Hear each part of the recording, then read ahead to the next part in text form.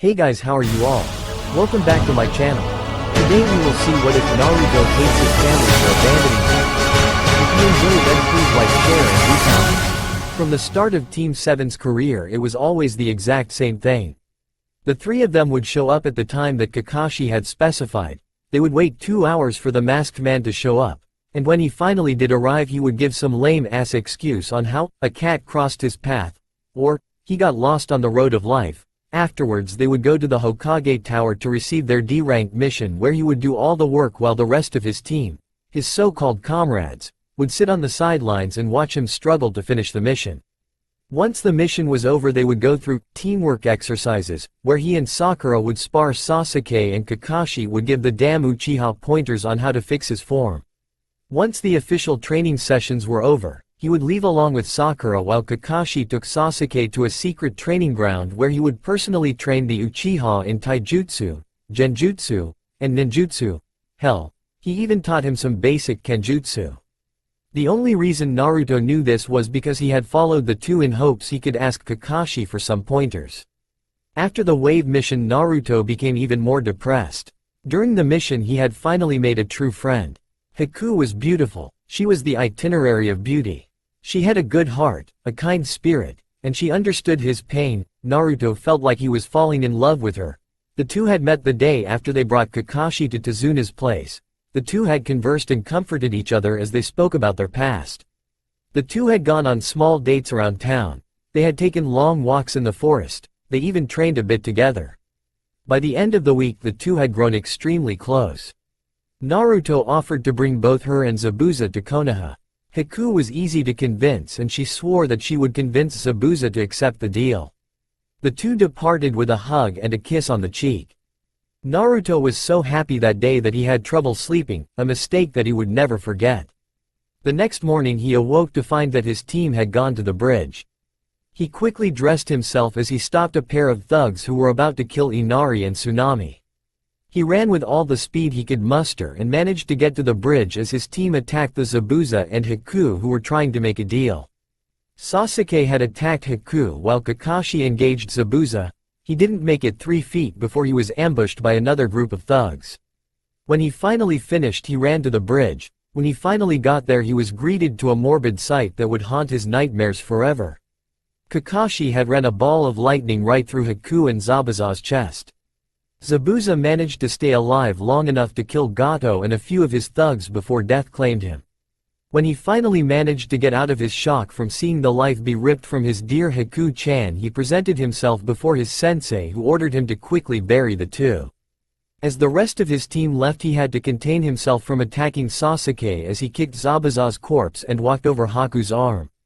He had spent as much time as he could burying the only woman who had ever showed him kindness and her adopted father. He had spent hours carving out beautiful headstones for their graves. When he finally returned to Tazuna's house he immediately went on the roof and cried himself to sleep. When they all returned to Konoha he had reclused himself, trained until he dropped from exhaustion, only leaving his training area for team meetings and food. Besides that he slept and trained in one of the older training grounds until he dropped from exhaustion. However, one day he felt drawn to leave his chosen training grounds. He ran through the village until he found a few Kumo shinobi entering the village. The Kumo ninja entered in a group of 4 with a man wearing cage robes leading them. There was a girl with blonde hair and cat-like eyes. She appeared to be a year older than him.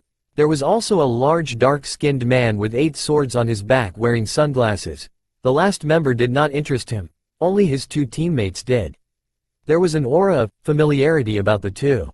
The same thing happened the next day. He ran to the place he felt the energy and found a young woman with crimson hair wearing tomboyish style clothes entering the village with an elderly man with white hair. The two were both carrying medical field equipment, and he got the same feeling from the young girl that he got from those 2 Kumo nen. Later that day he ran to the gates again to see a team from Mist being led by a beautiful looking woman. She was leading a group of 3, but like the Kumo nens, only 2 interested him in the slightest. The man with silky black hair and kept a calm exterior while he blew bubbles from some form of pipe drew his interest. The same thing happened with the brash-looking man with a scar across his left eye. He had green hair and wore a basic Mist uniform with more natural applications added to it. He got the same feeling again from the two Kumo nin and the young woman. The same thing happened over the week. He got similar feelings of familiarity from a waterfall kunoichi, two Iwa ninja, as well as a sand genin. He wondered what the feeling was, and he wondered if they had the same sense of familiarity that he did. He pondered what the feeling was that was making him run to the gates until he decided it wasn't important.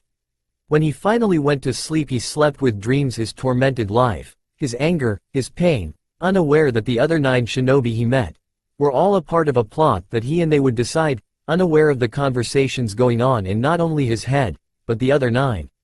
With the sand team, Gaara had been extremely confused. Ever since he entered the village he felt at peace. The demon that always demanded he kill and slaughter, the one who he saw as a mother to him, had silenced itself of these demands. In fact, the demon now acted as if it were Gaara's mother. She cooed him to sleep, she comforted him, she encouraged him. The silence from their brother had unnerved his 2 siblings. They had become restless and more worried. What if their brother went insane at a moment's notice? The 2 often slept with their weapons right next to them, fearing they would be awoken with the need to fight for their lives. Gaara had walked through the village, and he always had this longing, this need to go search for something, anything, but he always ignored it. He would return to the place they were staying, always feeling hollow, as if he had not accomplished what he set out to do. He was not the only one who felt this way. With the Iwa team, Han and Roshi were considered the hotheads of Iwa. Out of all of Iwa, the only person who could match them in craziness was the missing nin Deidara. But now, the hotheads were calm, quiet, collected. The Tsuchikage had come with the 2, fearing that they would go nuts and destroy the village. True, he disliked Konoha. But regardless of how quickly Iwa recovered from the last 3 shinobi wars, each war gave Konoha many benefits that only served to make them stronger. He was not going to risk Iwa's safety because of some old grudge. Roshi and Han always meditated, trying to contact their inner demon, but why? No one realized they weren't the only ones trying to contact their inner demons. With the waterfall team, Fu was the most dangerous kunoichi in the waterfall village. She is just one of several shinobi who make their village feared amongst the minor villages. She also was considered a tomboy. She was brash, rude, disrespectful, but now she was meditating, trying to contact the demon sealed within her by the former village leader. Most believe the old leader died from drinking the hero's water, when in reality he died using a forbidden jutsu to seal the demon inside of her newborn body. She was told of her status as a Jinchuriki from the moment she turned 5 and was trained to be the strongest kunoichi of her time. Some even wondered if she could hold her own against some whirlpool ninja. If there were any still alive, that is. The young kunoichi was quiet while the rest of her team drank and gambled in the red light district, unaware that she wasn't the only demon container in Konoha. With the mist team, Yagura and Utakata sat facing each other as they sharpened each other's blades while the Godem Mizukage watched them. She was charged with keeping an eye on Yagura since she was the one who gave the tyrant Mizukage a second chance. She had used her clan's special jutsu, a jutsu that returned one to the age of 13 and erased their memories to make the old tyrant a child again, thinking she could kill him, but she lost her resolve to kill him when she saw the innocence in his eyes. She took the title of Mizukage and gave Yagura a second chance. Yagura and Utakata became quick friends as fellow Jinchuriki. The 2 became known as the dynamic duo of the mist. The 2, however, were nothing like they always acted. They were usually calm but brash. Now they were nervous and edgy. They felt a familiar presence in this village. A presence that called them, yet they ignored, something another Jinchuriki did as well. With the medics, Amaru was repeatedly cleaning her medical supplies, constantly counting through the various nerves and pressure points of the body, all to keep her mind distracted from the presence that called to her. Her teacher was nervous. The 2 had come under Konoha's Ronin qualification so she could become noted when they rebuilt their long-destroyed village. He was afraid that the young girl who he began to see as his own child would be hurt in these exams. Amaru was usually happy and cheerful, now she was moody and annoyed. She always sat by the sink, cleaning her tools, counting through various body parts and lethal points. Hell, she ran through them in her sleep trying to silence the feeling she felt. She wasn't the only one trying to silence something. With the Kumo team, Kurabi and Yugito became cranky and moody. They were hardly ever without some form of weapon with them, and they would randomly shout for their Biju to shut the fuck up. Kurabi's brother, the Rakage, was becoming nervous of his brother and his finest kunoichi. He was always readying the seals his father had given him before he died, sealing up the Hachibi and his younger brother.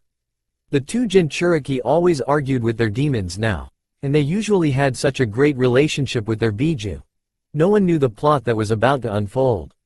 General Pav, the 10 Jinchuriki, all gathered in Konoha. None of them knew the plot that was about to unfold. The only thing they knew was that they felt a familiar presence, never knowing why, but always hoping they could find an answer. A single thought ran through all of their minds. What the hell is going on? Little did they know, was that their Biju knew, and were discussing it as that thought ran through their minds. Mindscape. A midnight sky, a full moon. This was the scene in the Biju's grand mindscape, where they conversed, planned, and made decisions that would alter the world they ruled. The calm scene was broken by a storm of chakra as the energy created by the storm began to take form, make shapes known throughout the elemental countries. The first shape to form was a long fat form with a dark aura emanating from it. As the form began to solidify, it showed a leech-like form with a white no mask with the kanji for 0 right upon the brow. This was the Ribi no Manhiru. The next shape to take form was a bloated shape with a chaotic aura around it. As the form began to solidify, it showed a tanuki made from sand and covered in purple vein-like markings. This was the Ichibi no Shukaku. The third shape to form itself was slim and cat-like. It had a cold dead aura around it. As the form solidified, it revealed a cat made of black fire with glowing golden eyes. This was the Nibi no Baraneko. The fourth shape to form itself was bloated and covered in jagged shapes. As it solidified, it revealed a massive turtle that was missing one of its eyes. This was the Sanbi no Kyodai game. The fifth shape to be revealed was slim yet bulky, almost humanoid in appearance. As it took full form, it revealed a massive red monkey covered in fire. Its fangs were like massive swords. This was the Yonbi no Saru. The sixth shape was one of the largest. It had a slim figure with a bulky body with a slim and narrow head. As its form became true, it revealed a warped creature that resembled a horse with a dolphin's head. This was the Gobi no Urukama. The seventh being was bulky, and its form seemed to release a weird substance. When the being took shape, it revealed the most hideous creature one could ever see. The creature was a massive slug with 2 small feet that looked like they were too small to be considered useful. This was the Rokubi no Namakuji. The eighth being was slender, as well as smaller than all the other ones, but it still held an aura of power. Once it solidified, it revealed a massive beetle with horns. This was the Shichibi no Kabutomushi. The ninth being was bulky and slender. It had an aura of power that made all the others in the room seem pathetic. When the aura became solid, it revealed a massive ox with tentacled tails. This was the Hachibi no Kyogyu. And the final form, the one that emanated a power so great that it made all the others tremble in fear, was slender and muscular. As the great aura solidified, it revealed a fox, a massive fox that outsized and outpowered all those in the mindscape. This was the Kyubi no Yoko, current leader of the Biju since the true leader's passing. Kyubi looked around at his brethren, the demons who he fought with for the last 300 years. The ones who he had risen with to their current status as they trounced the former order of the Biju with their greatest leader, finally gathered together at last. Kyubi grunted in amusement. It's been a while since the 10 of us last convened, hasn't it? The Ribi was the one to answer. Indeed, Kyubi, not since the time that our leader's passing. Shukaku spoke up. Yes, not since we became leaderless. Had it not been for Kyubi guiding us up to this point, we would not be where we are. Nibi purred out a response. Indeed. But it is time we chose a true leader, one who can bring us above what we are, and we now have that opportunity. Sanbi snarled, when can we choose a leader? I have nothing against Kyubi, but we have been idle for far too long for my tastes. Yonbi spoke in a wise yet aggravated tone, I must agree. Without true leadership we will merely disappear into history like most of the fallen Biju. Gobi added, indeed, hardly anyone remembers that old dog except for his chosen clan. Rokubi gurgled out. I hope the chance we have been waiting for does not pass us by. We will not get another chance like this. Shichibi buzzed out. Indeed, we may be immortal, but we can only be sealed a few times before we cannot be sealed again, and most of us are on our last host. Hachibi grunted towards Kyubi. So, what is the plan, Kyubi, or is it a work in progress as usual? Kyuubi looked at Hachibi in annoyance. I have a plan, Hachibi. By the end of the next few months, we will have a new leader. The Biju nodded their heads as they faded into darkness, leaving Kyuubi in the mindscape, pondering their next move. With Naruto, team meeting spot. Naruto was walking up to the team's meeting spot at the bridge at 5 o'clock in the morning, again. He had bags under his eyes that probably broke Konoha records. He had spent the entire night training himself into the ground, trying to forget that image from Wave. It didn't work. Every time he closed his eyes he saw Haku's mangled corpse as he buried her in the ground. He saw the blood on his hands as he carried her in the ground. Why can't he just forget it? He shook his head and slumped to the ground as his teammates arrived at the bridge.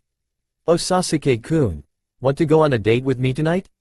Naruto snorted at the annoying banshee. How the hell could I have ever liked her? No, Naruto made a mental note. That's the 50th time he has rejected her since we returned from Wave. The two noticed Naruto and decided to comment, hey Dobi, why do you even bother showing up when everyone knows you won't make it as a shinobi? Sasuke waited for Naruto's response. When he got none he grew angry. Answer your superiors, Dobi. Naruto merely glanced at Sasuke and went back to ignoring him. Sakura shouted her agreement. Yeah Dobi, you should be on your knees thanking Sasuke for acknowledging your existence. Naruto clenched his fist and released a small amount of killing intent. It wasn't much, but it was more than enough to make the other two tremble in fear. Naruto, the baka is never like this. How can the Dobi release such killing intent? I should be the one to have this skill and power. Naruto stopped releasing killing intent as Kakashi entered the field. Kakashi saw that his two favorite students were trembling worse than Tei did on the Wave mission. He looked to see that Naruto had no reaction. He narrowed his eyes thinking that the Dobi had caused this. Naruto, what did you do to your teammates? Naruto glared at Kakashi and snarled out a response. I shut them up Hitaki, get used to this. Naruto got up and walked in front of Kakashi. Now, what excuse will it be today? I am not in the mood today so I would like to know why you are late so I can get to training myself since you clearly only care about the Uchiha, so. Kakashi released a small amount of killing intent that didn't even faze the blonde. He sighed and rubbed his temple. Okay. I had to get these papers so you three could sign up for the Chunin exams. Kakashi pulled out 3 forms. Before he could pass them out Naruto snatched one out of his hands as he quickly signed the form and shoved it back in the Jonin's hand. Is that all? Kakashi sighed and nodded his head as Naruto left the field. The other 2 genin quickly signed the papers as they followed the blonde, wondering what was going on with him. With Naruto was walking through the village, that same feeling that has been driving him crazy for the last 2 weeks occurring again and again. Ever since those people entered the village he felt incomplete, as if there was something he needed to accomplish. Naruto was about to make a left turn when, hey Naruto. Naruto turned around to see Sakura coming up the street. What the hell is wrong with you Dobi? You ignored Sasuke. You disrespected sensei? What the hell is going on here? Naruto turned around and began walking off, and on top of that, you haven't asked me for a date once since we got back from Wave, what's the deal? Naruto just kept walking, I'm talking to you. She ran after him as a square stone came out in front of her. She tried to stop but ended up tripping right over the rock, crushing it. Wait, what? Naruto heard a crash and turned around to find Sakura laying on top of box that was on top of Konohamaru and 2 other brats. Konohamaru? Why are you crushed under Sakura? Konohamaru smiled at the blonde and shouted. We were training boss. We were looking for you so you could play ninja with us. Naruto chuckled at the 3. That is until Sakura put her 2 cents in. PSH, what would a ninja be doing playing ninja? The 3 kids looked at Sakura and then at Naruto. The little girl amongst the brats raises her hand and starts shaking it in the air. Naruto noticed this. What is it kid? The girl stopped shaking her hand. Is she your girlfriend? Naruto quirked an eye at the girl's question and let out a soft and sad chuckle. No she isn't. Naruto turned to walk off, nor will she ever be. Sakura was shocked at Naruto's proclamation. She wondered what had happened to the blonde. Konohamaru ran up to Naruto and tried to get him to talk. When that didn't work he decided to grab Naruto's shuriken pouch and began running off with it. Hey, give that back you brat. Naruto chased after Konohamaru. He was about to make a jump for the brat when he noticed a man wearing a black catsuit. He was one of the genin who came into the village with the sand genin that caught his interest. Konohamaru turned around and ended up running right into the sand genin. He looked up as his shirt was grabbed by the catman with makeup. "You little shit. I ought to teach you some manners." The genin was about to hit him when the blonde-haired kunoichi next to him grabbed his wrist. "Kankuro, now is not the time. If you want to hit someone, wait for the exams, or he will be angry." The one known as Kankuro shivered a bit and threw the kid to the ground. "Fine, Tamari. Where the hell is Gaara anyway?" Kankuro looked up to see Naruto glaring at him. The two glared at each other until Naruto quirked an eyebrow. He then snapped his head towards the tree as he saw the sand genin that caught his interest appear in a swirl of sand. He was followed by Sasuke appearing in a swirl of leaves. Naruto stared at the sand genin. This was one of the genin that released an aura of familiarity, but why? Gaara was staring at Naruto as Sasuke appeared right next to the blonde. "What is your name?" Sasuke smirked and answered, "My name is Uchiha Sas." He was silenced by a glare from Gaara. "Not you." He turned his attention towards Naruto. "Him." Naruto went wide-eyed. Why was this guy asking for his name? "My name is Uzumaki Naruto." Gaara glared at him again. "Who do you contain?" Naruto was shocked beyond belief. How did this guy know he contained a Biju? Gaara was curious about why he was asking that question, but it was what his mother wanted. "Yes. Which Biju do you sire?" Naruto swallowed a lump in his throat. "Kyuubi no Yoko. How did you know what I was?" Sasuke and Sakura looked at Naruto in shock and fear. He was the container of the demon that almost destroyed their village years ago? Gaara smiled. "I know, for I contain one of its brethren, the Ichibi no Shukaku. We will meet again." Gaara shined away in a swirl of sand as his teammates followed. Naruto was still wide-eyed, but he was excited. There was another like him. He wondered if there was any others in the world. He smirked and continued to walk off as the 5 individuals with him stared at him with fear. The next day, Naruto arrived at the front of the academy where they would all be testing for Chunin. His teammates had arrived and were keeping their distance from him. He smiled as they all walked into the building. Naruto walked up the stairs of the academy as his teammates followed behind him, keeping their distance.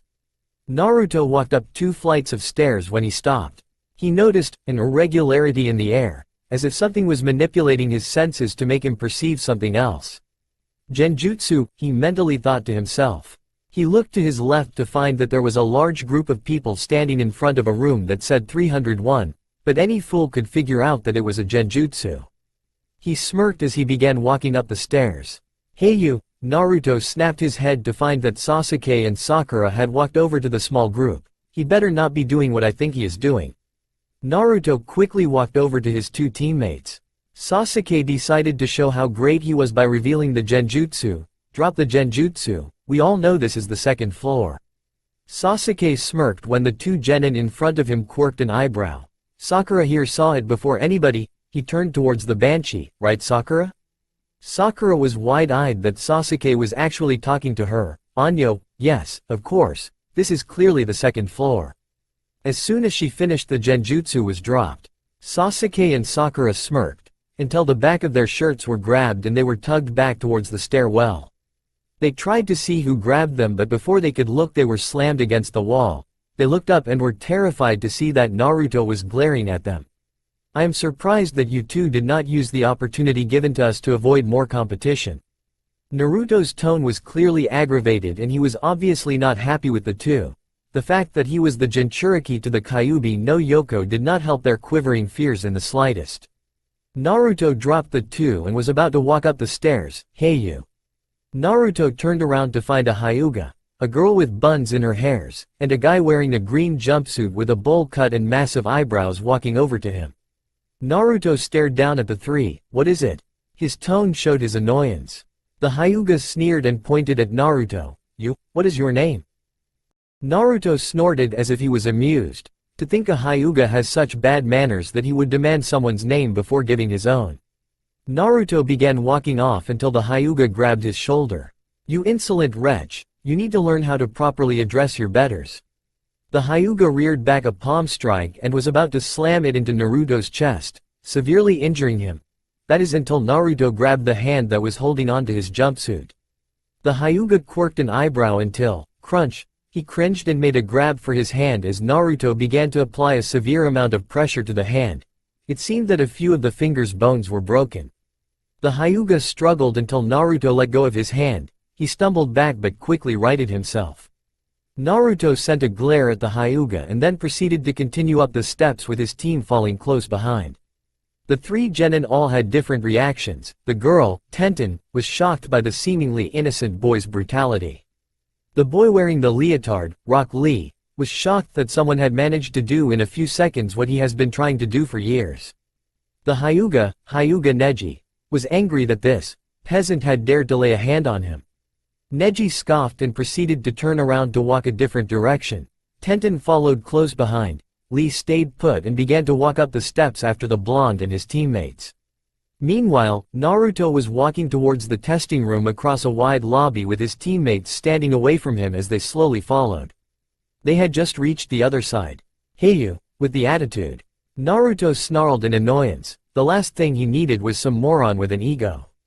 He slowly turned around to find that the odd-looking genin from before was standing on the balcony. "You have some nerve doing that to a fellow Konoha nen." Naruto shook his head in annoyance. "What do you want, bushy brows?" Lee jumped from the edge and landed in a Goken Taijutsu stance. "I am Rock Lee. You are Uzumaki Naruto, am I correct?" Naruto smirked that this guy knew his name. "Indeed it is. And how exactly do you know my name?" Lee smiled a massive smile as he did a pose. "My sensei and Kakashi-san are rivals. He has told me of his rivals team. I heard about the Uchiha's skills, Sakura-chan's intelligence, and I also heard about a no-talent genin by the name of Uzumaki Naruto. If what you did to Neji is considered no talent, then I wish to test how strong you are." Naruto quirked an eyebrow and shrugged as he got into a fighting stance that no one recognized. "Alright, your move, Lee." Lee smiled as he got into a Goken stance. Naruto smirked as Lee shot himself forwards with his fist raised. Just before Lee's fist connected, he sidestepped it and delivered a knife strike to the elbow. Lee was shocked by the move. Having never seen this type of taijutsu used before, he was unprepared for the pain dealt by that blow. He staggered for a moment as Naruto dealt a painful kick to the middle of his chest. Lee staggered back and clutched his chest in pain. He looked up to find that a foot was coming right down on his head. He moved out of the way in time to avoid the foot. He watched as the foot did damage to the concrete floor beneath it. Naruto cringed a bit. The problem with that kick was that if you missed and it hit something hard, it hurt like a bitch. He moved his foot back to a fighting stance as Lee began pounding his chest to make sure it was fine.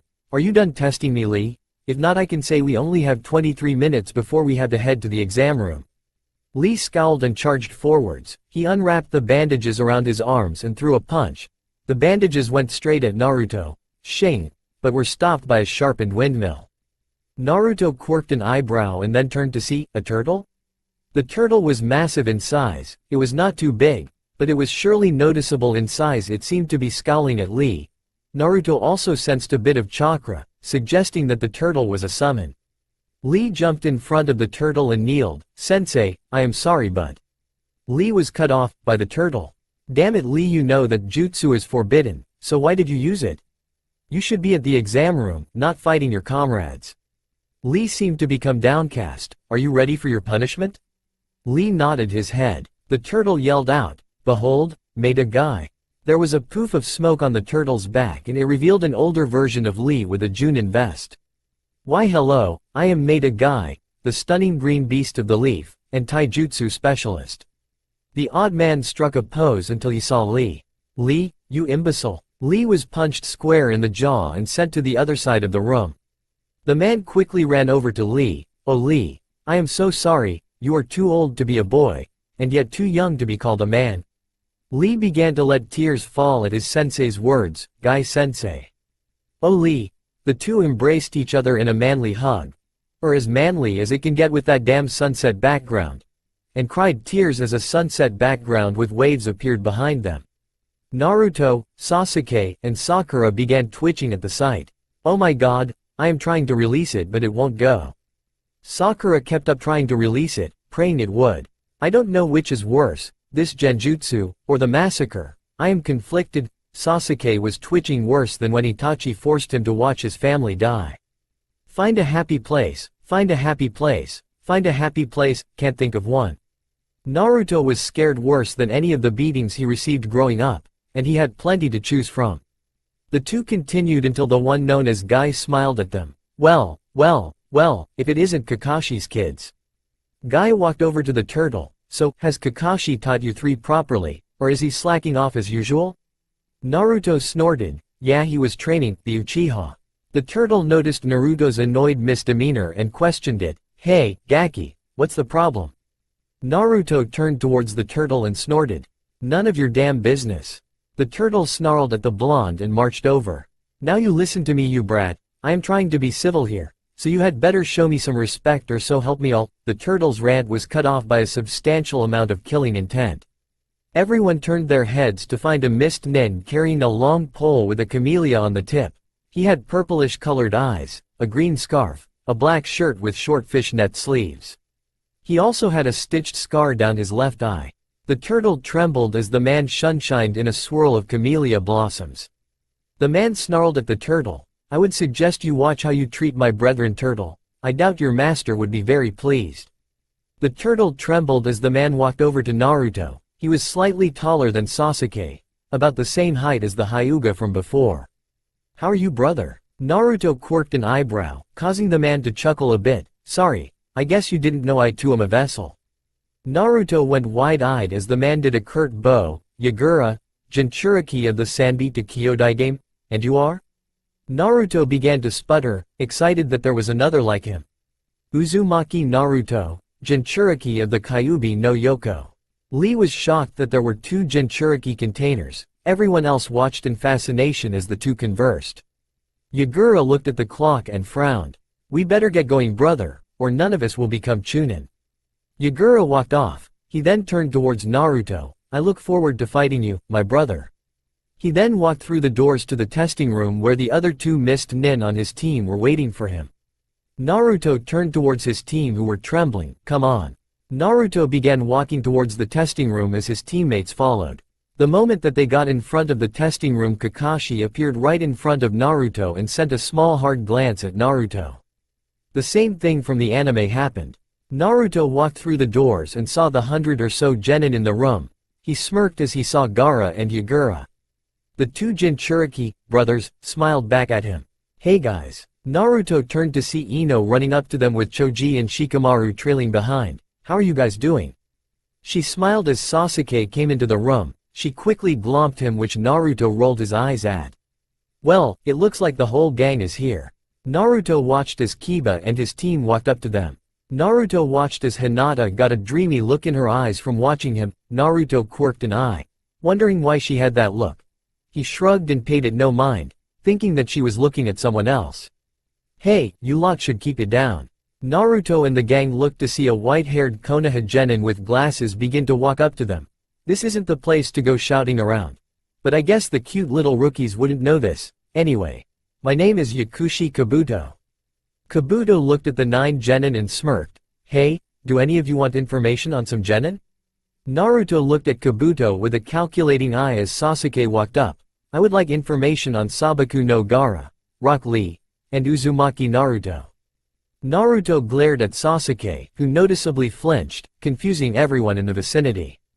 Oh, you know their names? That's no fun. Kabuto reached into his ninja pouch and pulled out a deck of blank cards. Naruto quirked an eye until he noticed that Kabuto was pouring a bit of chakra.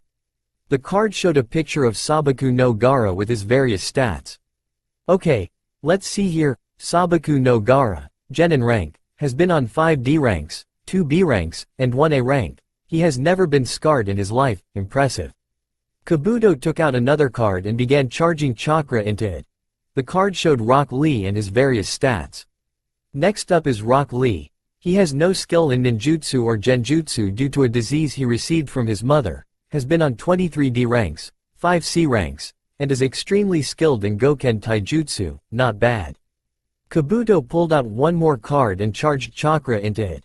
The card showed Uzumaki Naruto along with his stats. Last but not least, Naruto. Surprise me shitless Uzumaki. Naruto scowled at the genin's attempt to make a joke out of his surprise. Has chakra reserves that are beyond Junin, is incapable of using low-level genjutsu. low-level ninjutsu is also beyond his reach. Is only capable of ninjutsu and genjutsu that are B rank or above, maybe high C rank. Everyone was staring at Naruto with surprise, and a bit of fear from Sasuke and Sakura. Surprisingly, he is the dobi of his class. He has been on 12 Team D ranks, 5 solo D ranks, and 1 Team A rank with a single solo A rank before he even became a genin. I must say I am impressed. Not many genin can claim to have done a solo A rank directly received from the cage of their village. Naruto smiled at him, but released a bit of killer intent. By the way, do you happen to have stats on the various villages? Kabuto smiled as he took out another card and charged chakra into it.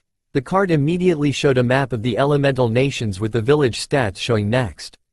There are over 12 teams from Konoha, 3 from Suna, 6 from Iwa, 1 from Taki, 5 from Kiri, as well as a few Ronin with qualification from the daimyos. Also, there is 1 team from the new Oto village.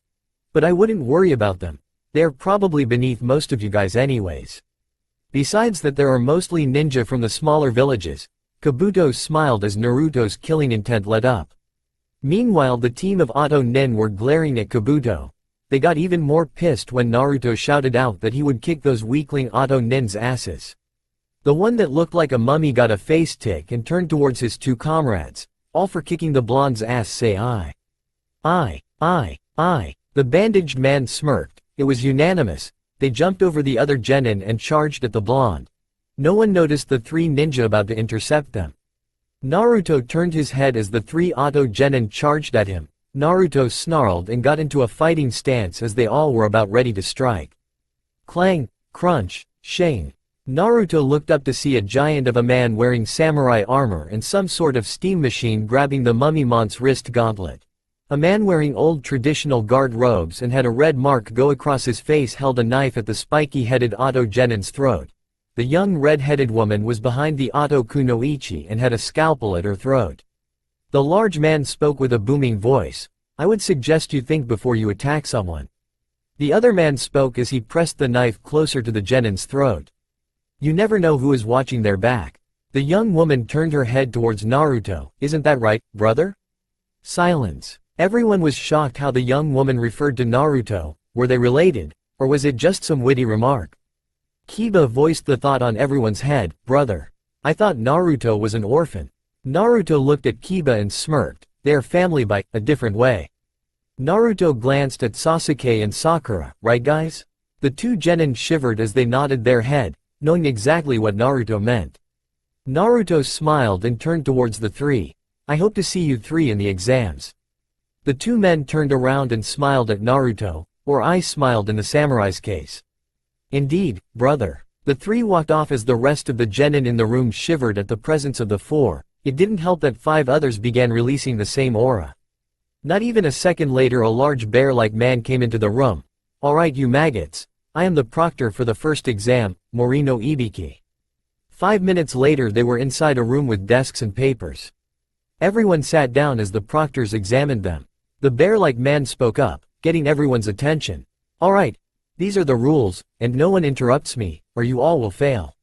Everyone was extremely quiet at that point. Good, there are 10 questions. You will be answering the first 9 during the first 45 minutes. The last 15 minutes will have the final question.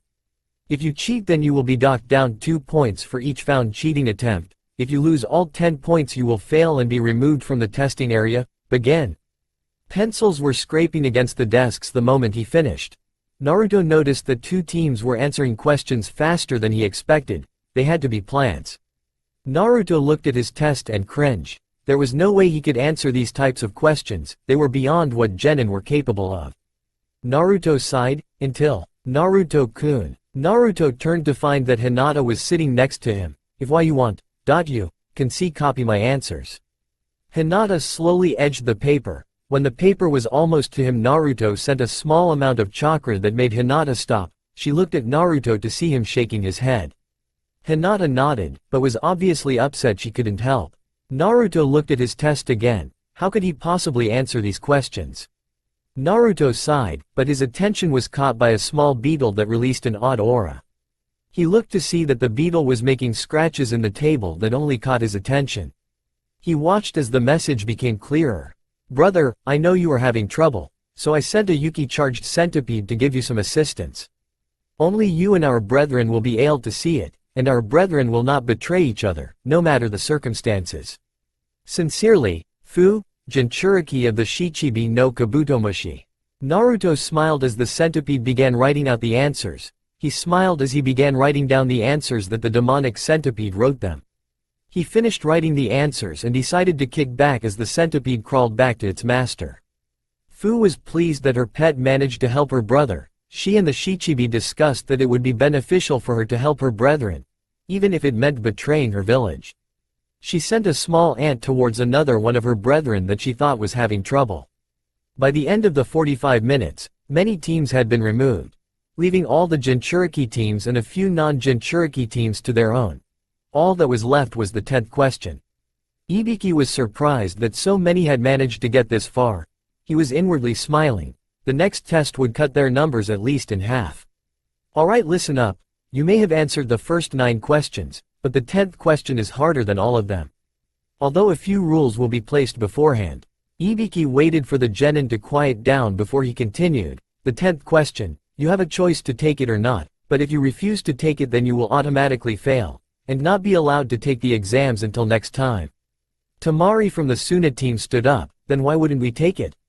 Ibiki gained a dark smirk as he answered. Because if you take the question and fail it, you will never be allowed to take the Chunin exams ever again. Ibiki was amused at their reactions. He watched as a few caved in, leaving on 26 teams left. The reaction from one of them definitely surprised him. You fools, do you honestly think he has the power to forbid you all from taking the Chunin exams in other nations? No man, no cage, has that authority. The statement was from the one known as Utakata, and besides, rank means nothing in the shinobi world, especially in mission. Everyone was confused, until the Kumo Kunoichi spoke. If you are given a mission, and you are afraid, do you deny it and live another day? The next one to speak was the one known as Fu. If we are afraid, do we surrender? The Ronin Amaru continued, or do we persevere? All the Jinchuriki turned towards Naruto. Well, brother? Everyone turned to see that the blonde had a massive smirk on his face. Of course not, my dear siblings. Naruto stood up, releasing an intimidating yet inspiring aura. If we are asked to do something, we do it. If we see an objective, we complete it. If there is risk of death, we die for our goals. Otherwise we would not be shinobi. Anyone who thinks otherwise is either foolish or stupid if they call themselves shinobi. Naruto smirked as the large man scowled. Is that your answer? Are you willing to risk everything just to pass an exam? Everyone nodded their heads, causing the man to smirk. Then you all pass. Everyone cheered. The Jinchuriki looked at each other with smiles. They got up, but frowned as they saw a black ball heading for the window. Duck and cover. Everyone dropped down as a black ball crashed through the window. It unfurled to reveal a banner with a scantily clad kunoichi with purple pineapple shaper hair. Alright maggots, I am Mitarashi Anko, welcome to hell. Anko, you're early again. Anko blushed until she saw the genin. Ibiki, she said in a playful scolding manner, are you getting soft on me? Ibiki smiled at the kunoichi. No, we just have one hell of a crop this year. Anko smiled at that. Well then, it looks like it will be fun to cut their numbers in half then. Alright everyone, follow me. She screamed the last part as she jumped from the window, forgetting that she was on the 3rd floor. Crunch. www. On second thought. She spoke in a pain-filled voice, just come to Area 44, tomorrow. Everyone sighed as they left the room and headed for their hotels. Naruto had a severe irritation in his nose the moment that woman entered the room. He felt the undescribed urge to kill her for some reason, yet something about her seemed familiar, as if he has seen her before. The one called Kurabi was having the same issue. He decided to ignore it and proceeded to walk out the door, until a bug flew on his hand. He watched as it etched a message into his skin. Meet at midnight at the northern gate. We have much to discuss with our brethren, Fu. Naruto sighed and looked to see that the Jinchuriki were nodding. He nodded back as he walked out the door, unaware that a certain white-eyed heiress was watching him. Hinata watched the exchange between the two. She watched as the insect etched marks into Naruto's skin. For some reason no marks appeared, but her Byakugan was sharp enough that she could trace the faint movements in the insect's movements. She decided to follow Naruto, afraid of what might happen to the only person she loved besides her mother. Midnight, Northern Gate. Naruto walked to the Northern Gate as per the instructions. He made sure he had a weapon at the ready just in case he needed to defend himself. When he got there he saw that the 9 individuals who he felt the familiar aura from gathered there. He suspected that they were all Jinchuriki and wondered what was going on. When he got there the Kumo Kunoichi smiled at him. "Ah, brother, you're here." Naruto smiled at his sister, if that was the best way to put it. "Hello sister, by any chance, may I know the name of my brethren?" The woman smiled as she introduced herself. "My name is Ni Yugito, Jinchuriki of the Nibi no Baraneko." The large Kumo man next to her answered next. "Kurabi, Jinchuriki of the Hachibi no Kyogyu." The 2 Iwa shinobi stepped forwards. The large samurai spoke first. "Han, Jinchuriki of the Gobi no Arukama." The other Iwa shinobi with the red mark on his face spoke next. "Roshi, Jinchuriki of the Yanbi no Saru." The 2 remaining kunoichi walked up. The redhead spoke up. "Amaru, Jinchuriki of the Ribi no Manhiru." The other kunoichi with greenish hair came forwards. "Fu, Jinchuriki of the Shichibi no Kabutomushi." The 2 Kiri ninja came forwards. The man that introduced himself before spoke up. "Yagura, Jinchuriki of the Sanbi no Kyodai game." The black-haired man with a charming disposition came forwards with his bubble pipe. "I am Utakata, Jinchuriki of the Rokubi no Namakuji." Naruto watched as Gaara came forwards. "My name is Sabaku no Gaara, Jinchuriki of the Ichibi no Shukaku." Everyone turned their head towards Naruto. They all gave him a stern glance. It was not cruel, but it was more expecting. Naruto sighed as he took a step forwards. He puffed out his chest and declared with pride. "I am Uzumaki Naruto, and I am the Jinchuriki of the Kyuubi no Yoko." Everyone smiled as they held out their hands and brought them together. They began charging their chakra into the point where they were all touching. Naruto saw this and joined in. He began flooding the area with chakra as they were pulled into the Biju mindscape. Hinata, same time. Hinata was sneaking around Konoha with nimble feet. She had followed Naruto from his house and went to the northern gate. She watched as each of the individuals there introduced themselves. Each introduction scared her, but Naruto's proud declaration at being the Jinchuriki for the Kyuubi no Yoko shocked her beyond belief.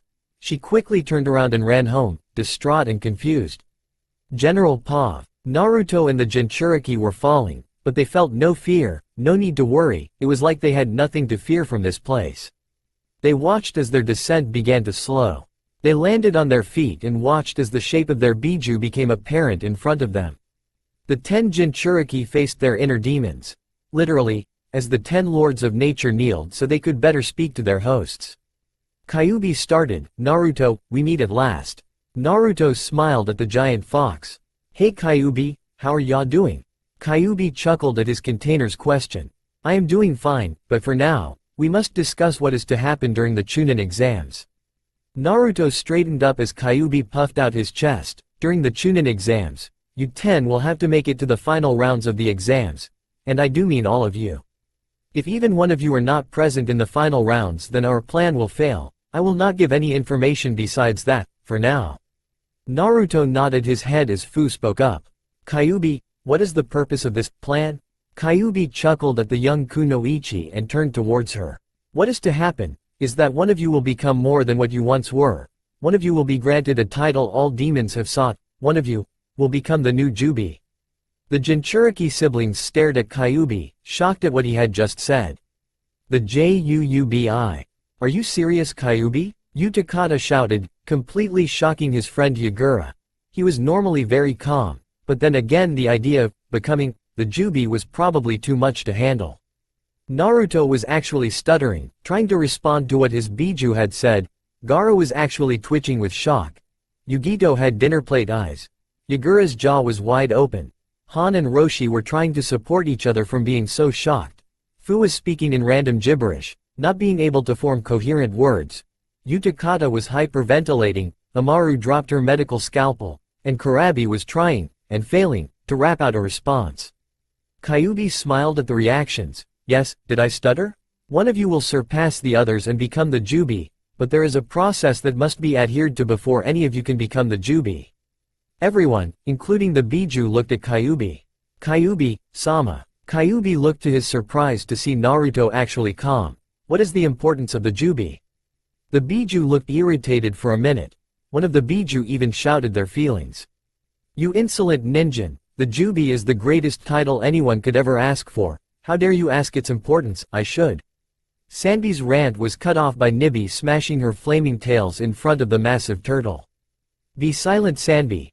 Ninjin have no knowledge of our systems of command, so it is not surprising that he would ask its importance. Sanbi looked down, realizing he had overreacted, again. He looked at Naruto and bowed his head. Naruto, forgive me, I overreacted. Naruto looked at the Sanbi and smiled. All is forgiven, but I have a question. Could you possibly tell us of your demonic ranking system? I just want to know so that I don't show disrespect in the future. The Biju looked at Naruto in confusion, but it quickly turned to glee that a ninjin wanted to know of their ranking system, especially given the hateful prejudice towards their race.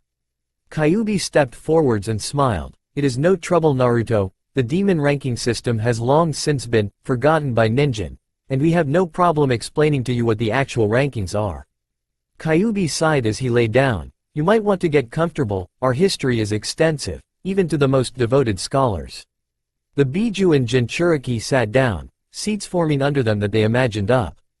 Kyuubi turned towards his brethren and nodded his head before he began speaking. The rank of Biju is as old as the third demon era. We are in the fifth era.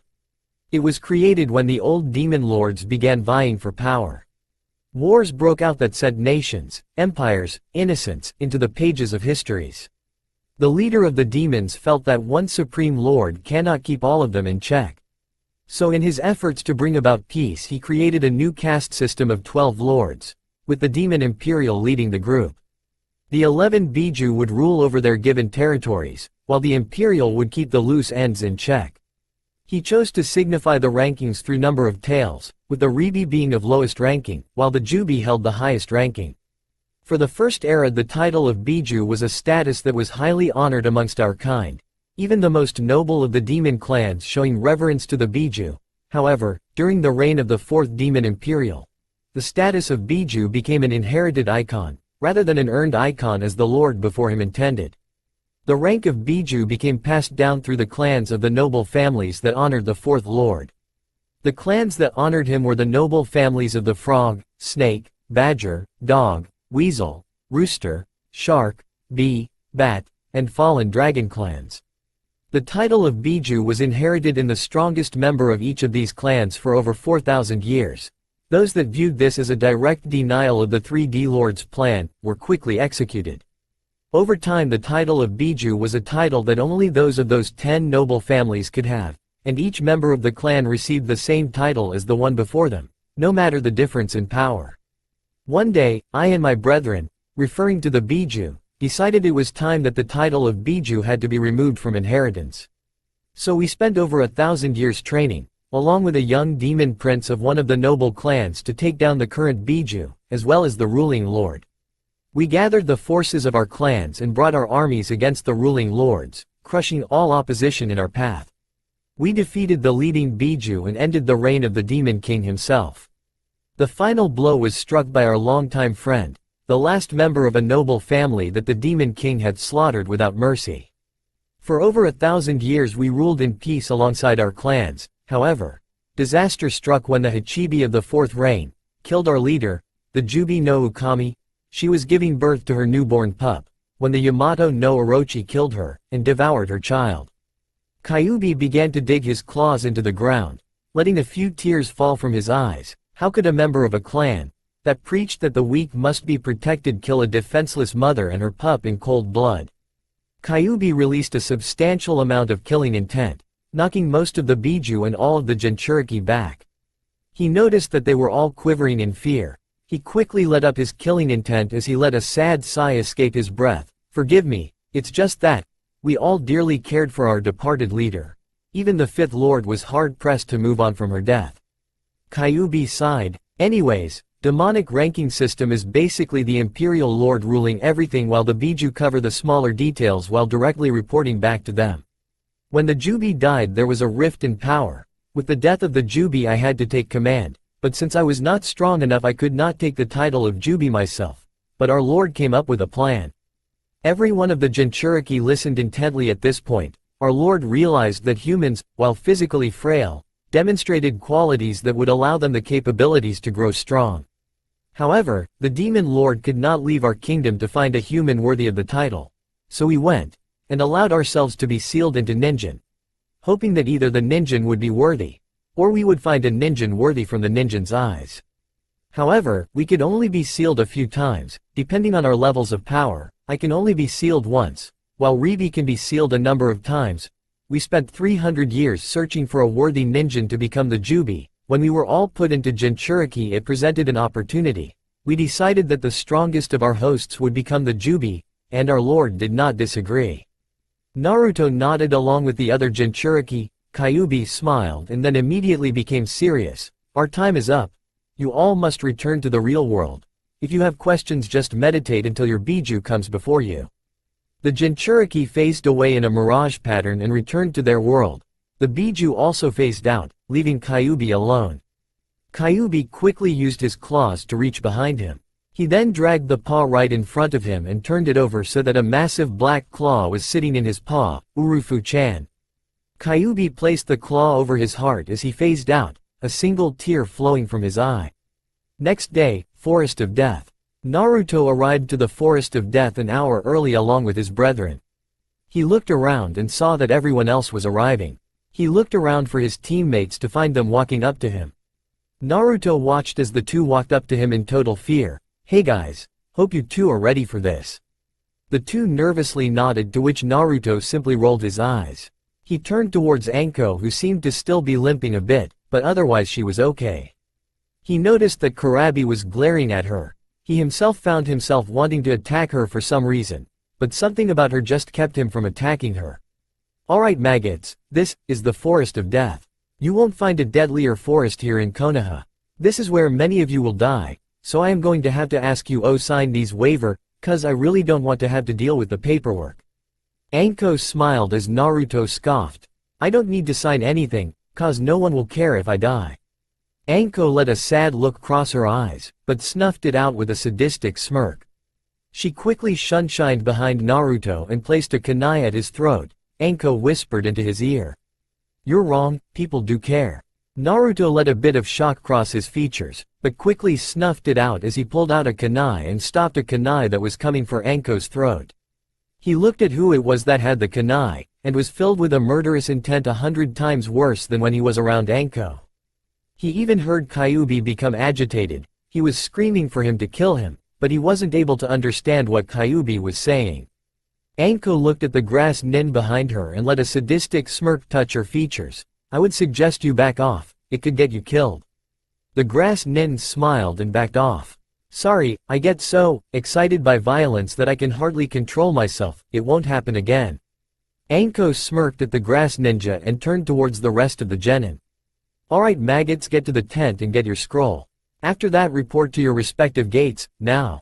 The genin scrambled towards the tents to retrieve their scrolls, fearing for their lives. Naruto went to get his scroll when he bumped into someone. He fell right onto his ass and looked to find that he had bumped into Hinata. Hinata quickly turned around, confused and afraid. What should I do? I can't tell anyone or I could ruin Naruto's life. But what if Naruto has been taken over by Kyuubi? Then is the Naruto I know truly Kyuubi? But I fell in love with who he is, not his name, so why should it matter? But still. Hinata was confused as to her feelings towards the blonde. She wanted to talk to someone, see if she could make the right choice, but she was afraid to ruin Naruto's life. Naruto meanwhile was gathering with his team at the gate. Sakura and Sasuke were talking quietly so as to make sure Naruto does not hear them. Sasuke-kun, what should we do? We don't know if Naruto is the Kyuubi or if he contains it. It is too dangerous to be with him right now. Sasuke sighed as he pondered the fangirl's words. I know, but we need all three of our teammates to pass this exam, and if worse comes to worse, we can just kill him. Kyuubi or not, he is still the Dobi. Sakura smiled at her, Sasuke-kun's logic. Oh Sasuke-kun, you always come up with the best plans. Hey, after this could we go on a... Sakura started. No. Sasuke turned around and walked towards the gates as the signal to begin was sent. Sakura quickly ran after the two who were already running through the forest, unaware that the grass nin from before was watching their movement. The grass nin had a devious smirk on his face. He watched as his prey entered the forest. Soon, Sasuke-kun, I will have your body, and it will be one more slap into the face of my old nemesis, using the bloodline he created as my power. The grass nin jumped into the forest as his two subordinates scattered, leaving behind trails of skin as they left, skin like a snake's. With Naruto was leaping through the trees with his two teammates following him. He became extremely edgy when he saw Sasuke looking at him with that same look the villagers gave him, hateful fear. It didn't matter to him. He just made sure he had some of his new shuriken. He spent weeks working on them and he finally finished them last night. Naruto jumped over another branch and stopped on a branch before he gave a hand sign for them to stop. Sasuke and Sakura quickly stopped.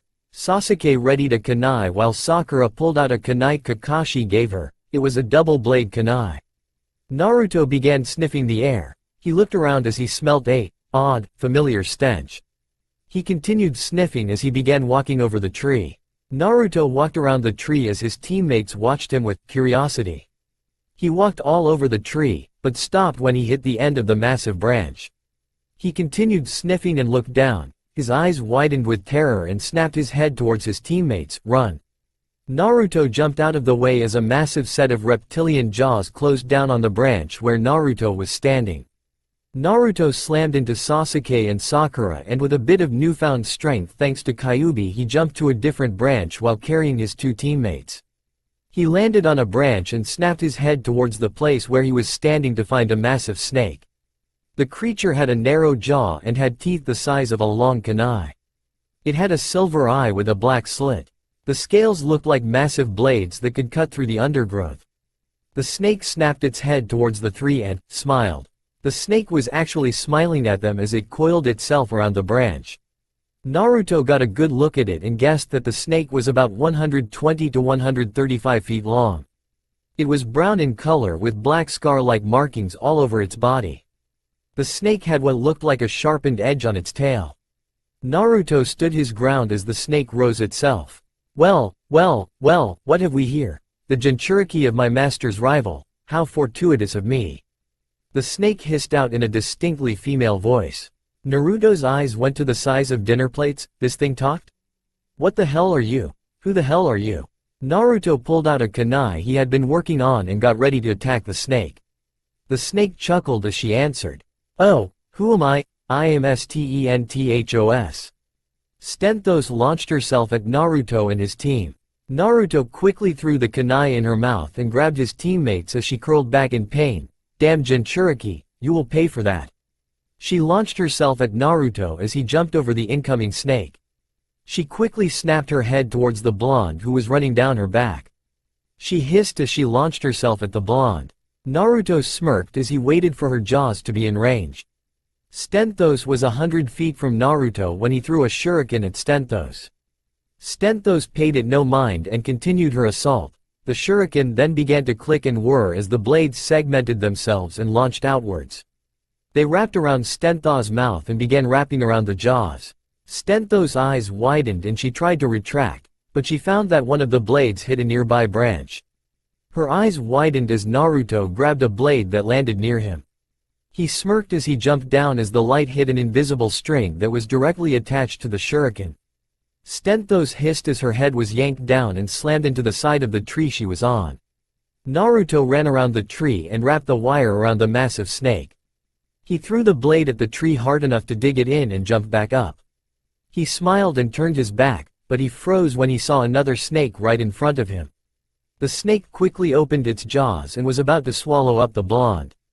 Naruto dodged to the side as the snake clamped its jaw onto the branch he was on. The snake snarled. The snake slammed its jaws down and crushed the branch in its teeth. It turned its head at Naruto and hissed as it opened its mouth, poison dripping from its fangs. Naruto had a single thought running through his head.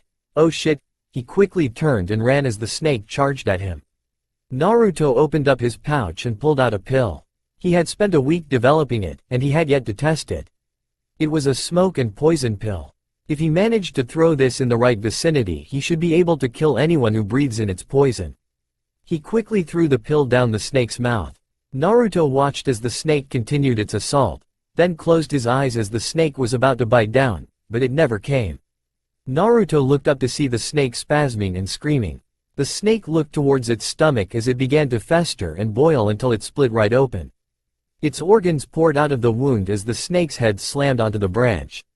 Dead from an acidic poison. Naruto stared at the snake's head, the fangs still dripping their poison, searing the wood it touched. Naruto slowly backed away as he looked around. He saw no other snakes and got up, but his eyes widened when he felt a buildup of chakra. Shit!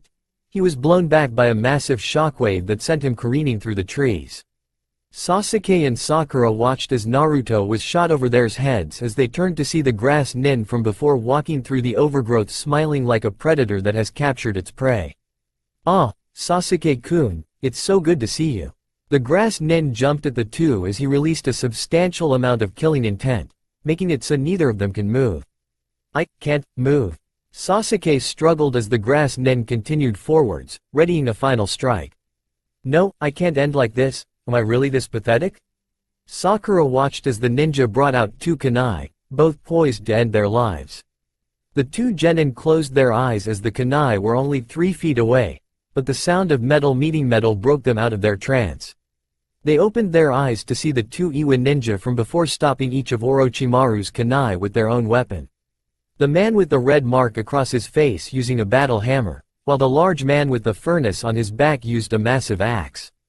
The grass nin did not have time to move as the two buried their fists into his chest. He coughed up some blood as the combined force from the two Jinchuriki's punches sent him careening into a faraway tree. Both Jinchurikis turned towards Sasuke and Sakura, who are panting from finally being released from the terrible killing intent. "Both of you get out of here. We will not allow our brother's teammates to be harmed, go." The two then jumped to attack the grass nin who is pulling himself out the hole in the tree. Sasuke and Sakura are shocked that the two could manage something so astounding. Sasuke quickly became jealous of their strength, believing he should be the one to have that power. Sakura was too scared to even think. The grass nin finally managed to pull himself out of the tree just in time to move out of the way to avoid Roshi's warhammer. He had to duck to keep Han's axe from beheading him. The two Jinchuriki got into an unfamiliar stance where Roshi was in a crouching stance with his fists connecting with the branch, while Han was towering over him with his arms pointed upwards and his hands in a double knife strike. Bijutan, Yoni no Gobi. Kai. The two were overcome by demonic chakra. Roshi's was a dark red, while Han's was a white color. A single tail of chakra formed behind each of them. Roshi had a monkey tail while Han had what looked like a dolphin tail. The grass nin had a wicked smile cross his features as he began to allow a dark chuckle escape his lips. "So, two Jinchuriki, this will be fun." The grass nin grabbed the top of his face, and began to peel it off, allowing his true features to be shown. His skin was as pale as death, he had purple markings under his slitted golden eyes. "Allow me to introduce myself. I am Orochimaru." Orochimaru jumped at the two Jinchuriki, but quickly veered beneath them as he passed through their legs. He quickly kicked them in the back, sending the two toppling over each other as he turns towards the still terrified Sasuke. He lets a predatory smile grace his features as he extends his fangs. "Sasuke-kun, you are mine." He extends his neck towards Sasuke, ready to clamp down on high neck, claiming him as his own, but Sakura jumps in the way, resulting in his fangs burying themselves in her left breast. Sakura screams in pain as a curse mark develops on her breast. Orochimaru pulls away, ripping off her shirt to reveal the mark to become a series of 3 bent bars, to Yuya's curse mark. She collapses to the ground as Sasuke runs over to her side. "Damn, Sakura, what were you thinking?" Sakura groans as the pain shoots through her body. She smiles at Sasuke as she speaks. People do crazy things when they're in love. She passes out as Sasuke tries to revive her. "Sakura-chan, damn you monster." Sasuke runs at Orochimaru, who is snarling that he wasted precious enzymes on a worthless female. But he smiles when he sees Sasuke charging at him. Sasuke runs through some hand seals as he throws a few wired shuriken that wrap around the trees and catch onto Orochimaru's arms. "Kaden. Gokakyu no Jutsu. A fireball the size of a house is blown that covers the wires and begins shooting towards Orochimaru. Orochimaru smiles as he begins to dissolve into mud. Sasuke went wide-eyed as he saw the fireball hit a mud clone.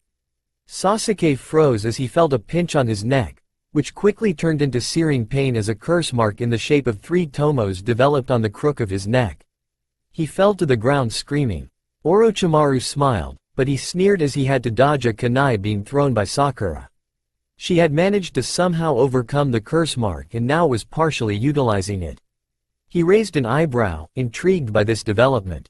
She survived the curse mark, and is already utilizing it, but how? She is not a Jinchuriki, she has no special qualities such as demon blood or a Kekkei Genkei. She is human.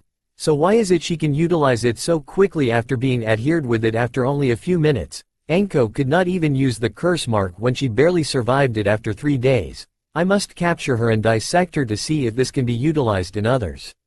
Orochimaru smiled as he began to reach for her, but he had to jump out of the way as Roshi delivered a punch on the tree he was on, severing the branch. Roshi grabbed Sasuke, who was still keeling over in pain, as Han grabbed Sakura. Let's go. We need to get our brother's comrades out of here. Stat. The two jumped into the trees as Orochimaru recovered from the 2 Jinchuriki's strikes. Damn Jinchuriki, so they want to protect their brother's comrades. So be it, Medusa, take care of him. A shadow slithered away from his own as it went in the direction Naruto was in, and now, for the 2 I have marked. Orochimaru jumped into the trees after the Jinchuriki and the 2 he marked. With Naruto. Naruto groaned as he tried to get up. He pulled himself out of the ground where he landed. Looking around, he noticed that he had landed in a swamp. Naruto carefully walked through the swamp so as to not disturb anything in it. He had spent enough time in the Forest of Death as a kid to know that if you saw anything move, throw kunai first, ask questions later, then throw a kunai at the non-moving things just to be safe. Naruto was about to step on a rock when it slowly began to move. Naruto panicked and used his chakra to jump out of the way. He then questioned why the hell he didn't do that before to get out of the swamp. Naruto watched as the rock revealed itself to be a turtle. The thing was about the size of a large Inuzuka dog and was clearly vegetarian. Naruto breathed a sigh of relief, until he felt a hot wind on his neck. He slowly turned around, and his eyes widened as he saw what was behind him. It was the most terrifying thing he had ever seen in his entire life. The body was snake-like, but it was made up of thousands of smaller snakes ranging from blue, purple, or silver. All of them had a shiny appearance, but the head resembled that of a woman's, but it was snake-like. It had massive fangs that secreted glowing green venom. Naruto watched the drops hit the ground. When it hit a lizard, it seemed to freeze up and stop moving, but the steady rise and fall of its chest showed that it was still alive. Naruto looked into its eyes to see a hypnotic green that seemed to draw him in, calling for him to answer it. Naruto quickly shook it off as the snake, woman, thing, began to chuckle. Hello, Naruto, my master demands your death, and he will have it. Naruto had to jump out of the way as the snake attacked him. He pulled out a few paper bombs and threw them at the snake as it connected to her sides. She screamed as the bombs burned into her flesh. She hissed at him as she launched another attack at him. Die, boy. Naruto reached into his ninja pouch, praying he had something to help him out. He unfortunately found that he had nothing in there to help him. So, this is it? Naruto closed his eyes. He was cornered, he had no weapons, and he had no way to defend himself. He waited for the giant creature to close its mouth on him, but he snapped his eyes open when he heard her scream. He looked to see that the creature had been attacked by what looked like a large worm that had just tunneled out of the ground. It had no eyes, and it had a circular mouth that had thousands of teeth in it. The giant snake creature screamed again. Wretched worms, do you know who I am? I am Medusa. A pathetic leech. Yuki will never kill me. Medusa was about to bite down on the leeches, when a black tendril buried itself in her head. Medusa shot her eye over to where the tendril came from, to find a massive leech demon with a white no mask with the kanji for 0 on it. No, but I can. The leech demon began to convulse, and then shot out hundreds of tendrils that sharpened and went straight for Medusa. Goodbye, Medusa. I hope you rot in hell forever. The tendrils buried themselves in Medusa, stabbing every part of her body, leaving no possibility for her to live. The leeches let go of Medusa and then returned to the swamp while the masked leech pulled back its tendrils before it vanished into black mist, revealing Amaru. Amaru saw that Naruto was shocked by her appearance. "How are you, brother?" She got no response. "Brother." She jumped down and noticed a glazed look in his eyes. He must be talking to Kyuubi. Mindscape. Naruto was staring at the enraged Biju in his body. Kyuubi was demanding Naruto give him control over his body. Clearly he was not happy. "Naruto, damn it, give me control. This is my fight, and no others." Kyuubi began leaking out a massive amount of chakra that engulfed the blonde. Naruto began convulsing and screaming in pain. "I will have my revenge, Yamato no Orochi." Outside of Mindscape, Amaru was blown back by a raw output of Kyuubi's chakra. She slammed into a tree, but her fall was broken by a leech Yuki that came out of the swamp. She watched in fascination as Naruto's skin began to peel off of his body and then burst into black ashes. His spine began to crack as a bunch of tails emerged. Naruto's screams turned into demonic howls as his face became a snout. Finally a shockwave of chakra rushed over the swamp, setting it ablaze with burning fire. Standing where Naruto was an 8-tailed kitsune. But it had no fur and one could make out the skeletal structure from the tight skin. Amaru began to quiver as Naruto no Kyuubi took control and ran into the forest. She quickly righted herself and ran after him, praying things would not get out of hand. Back with Han, Roshi and Team 7. Han had gone up to 3 tails worth of power while Roshi was up to 2. They were attacking Orochimaru with all they had. Sasuke and Sakura were lying on a branch away from the fight. Orochimaru was delivering strikes to the Jinchuriki that sent them to the ground. Roshi snarled at Orochimaru, confused as to how he could possibly be matching them. "How? He is not a Jinchuriki, but what is that scent? It's so familiar." Roshi had to jump out of the way as the now freed Stenthos was about to swallow him. She smiled at her prey and shot forwards, intending to end the Jinchuriki. Roshi readied a blast of lava, but he stopped when he felt a massive killing intent that also stopped Stenthos. Roshi and Stenthos turned their heads, and were terrified at the sight. Standing on a branch, burning it to ash was Naruto in the Hachibi stage. His teeth were leaking massive amounts of spit, and his claws looked like knives. Naruto snapped his head at Orochimaru who began to chuckle and then he went into full-blown laughter. "So, the Kyuubi Jinchuriki has the power of a Hachibi. Let's see how Yopu fare against me, my old rival." Roshi and Han were confused. What the hell did he mean by old rival? Naruto, or Kyuubi snarled at Orochimaru. "You will pay for your past transgressions, Yamato no Orochi." Kyuubi launched himself at Orochimaru and delivered a crushing blow to the branch he was on. Kyuubi had to dodge to the side when Orochimaru delivered a crushing kick to where Kyuubi was standing. "So, you know who I am. Not surprising, especially how our last meeting was. Do you remember that day? How I took everything from you? How I killed your mate and devoured your child? Oh, it was so delightful killing the Jubi? Or is it Urufu-chan?" Kyuubi snarled at Orochimaru as he continued to chuckle. "I must thank you. After I devoured your child my power increased far beyond what it was. But enough chit-chat. Let us finish this, Kyuubi." Orochimaru grabbed the top of his face and dug his nails under the skin. He then pulled his face clean off, but rather than gushing blood, 8 snake heads came rushing out. His body shriveled up and turned to ash as 8 massive tails wrapped around the trees. His body lengthened to massive proportions until standing at his full form was the Yamato no Orochi. Yamato no Orochi smiled as each head spoke. "Kyuubi, it is time for you to die." The 2 Biju launched at each other as the spectators watched, unaware of the many eyes watching them fight.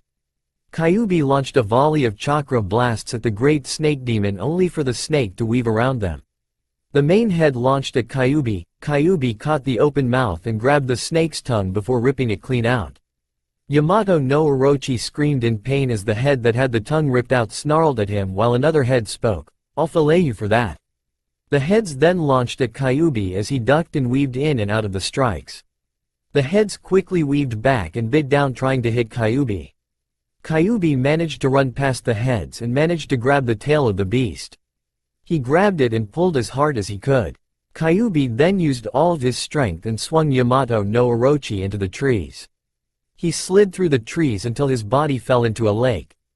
Kyuubi saw the mile-long trench the throw made and ran towards the lake, several eyes following his movement. In the bushes, Team 8 had just gotten a scroll when they felt a massive pressure of killing intent.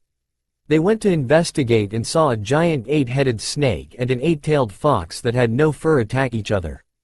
Hinata was quivering, as she used her Byakugan to see that the fox was Naruto. Team 7 and the two Iwa Jinchuriki, Sasuke and Sakura, were shocked at the ensuing battle. They were even more shocked when they saw Orochimaru become the Yamato no Orochi. Roshi and Han were trying to keep their Bijus under control. They were having little success as both Biju wanted to kill the Yamato no Orochi. Team 10 and Team Guy. Team 10 had literally run into Guy's team. The two teams were about to duke it out when they felt a massive killing intent wash over them. Before they could even think, they had to jump out of the way of a massive snake barreling through the forest. They looked again to find a furless 8-tailed fox running down the same path. With some Junins, Anko had immediately run into the forest when the three dead faceless bodies turned up in a graveyard.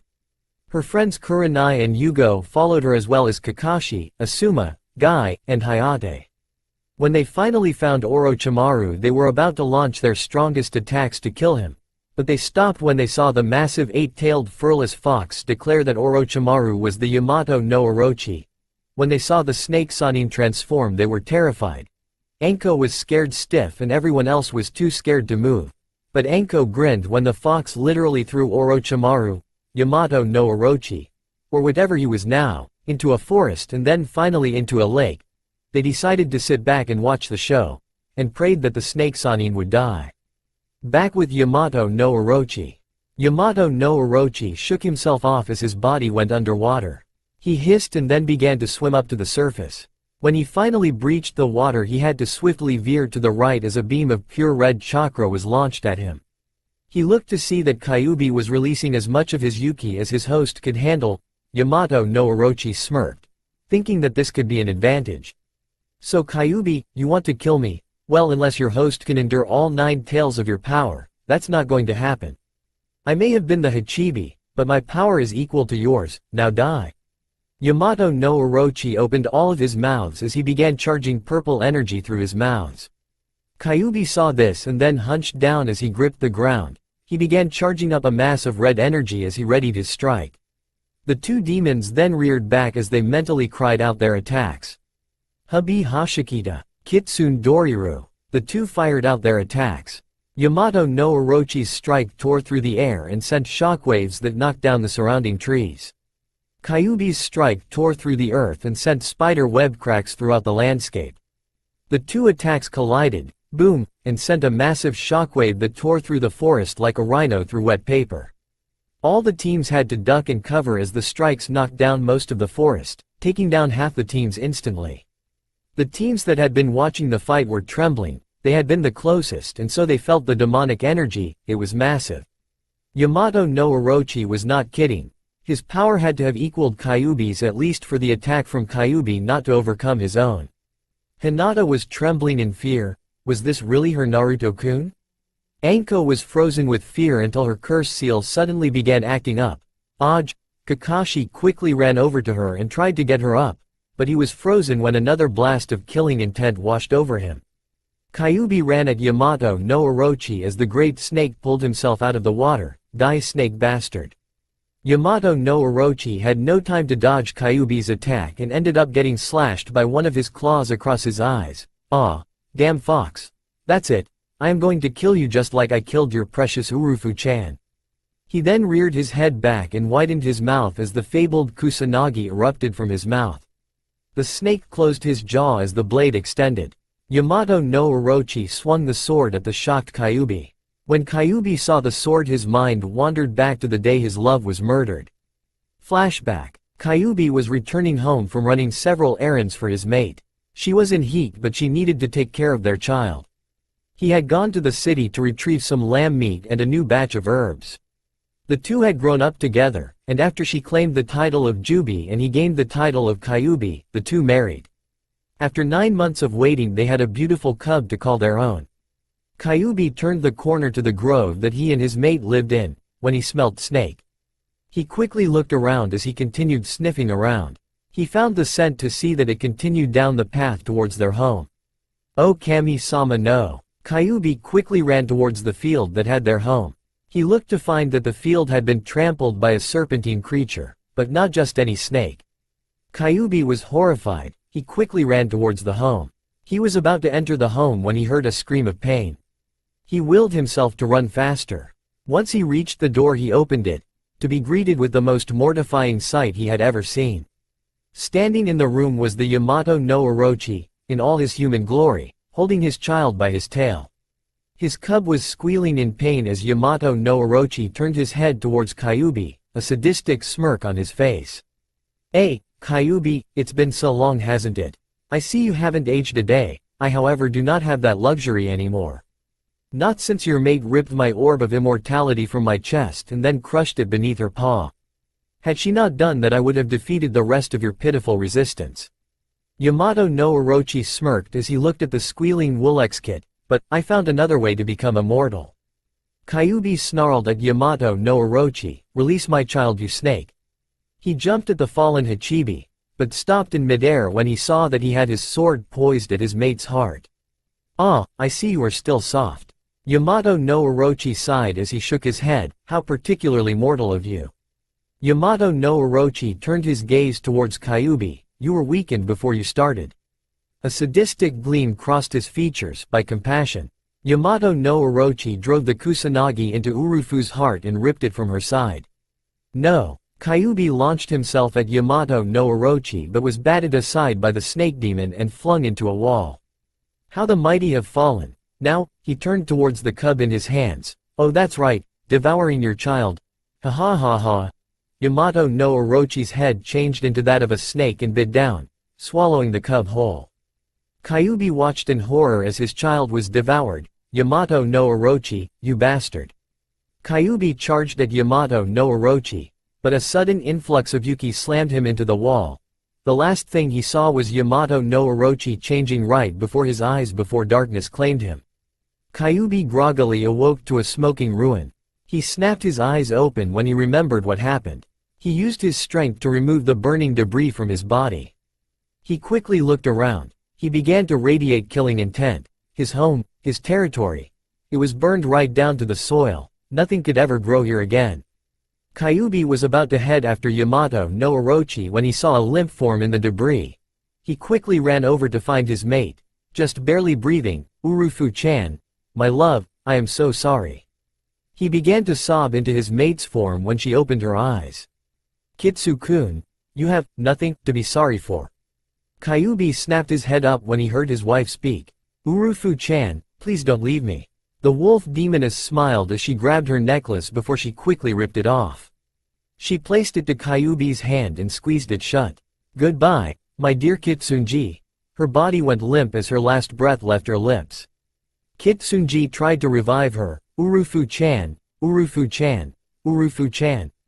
He screamed to the heavens as he sobbed into his wife's dead form. Not even a moment later he released such a massive amount of Yuki that it sent a shockwave throughout the valley. Kitsunji reared his head back as he yelled to the heavens, "Yamato no Orochi, I loved her and you took her from me." Kitsunji sliced his hand with the necklace his mate gave him. "Today I make a new vow. I will spend the rest of my life hunting you down." Kitsunji's proclamation was heard throughout his territory.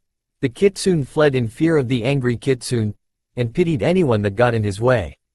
End flashback. Kitsunji snarled as he remembered his promise. It was the only promise he made to anyone except for his wife, his dear Urufu-chan, and it was a promise he would see accomplished. Die. Yamato no Orochi was about to drive the sword into Kyuubi's heart. Clang. But his eyes widened when he saw Kyuubi stop the sword with his bare hands. Yamato no Orochi was about to try and strike again when Kyuubi lashed one of his tails out and slashed him across another one of his eyes. Ah! Kyuubi grabbed the blade as tight as he could and threw the snake Yuki into the forest. He slid through the forest creating another massive trench. The ones who were watching the fight saw the incoming snake demon and fled. Incoming, everyone scattered as quickly as they could. But Team 8 was not quite as lucky.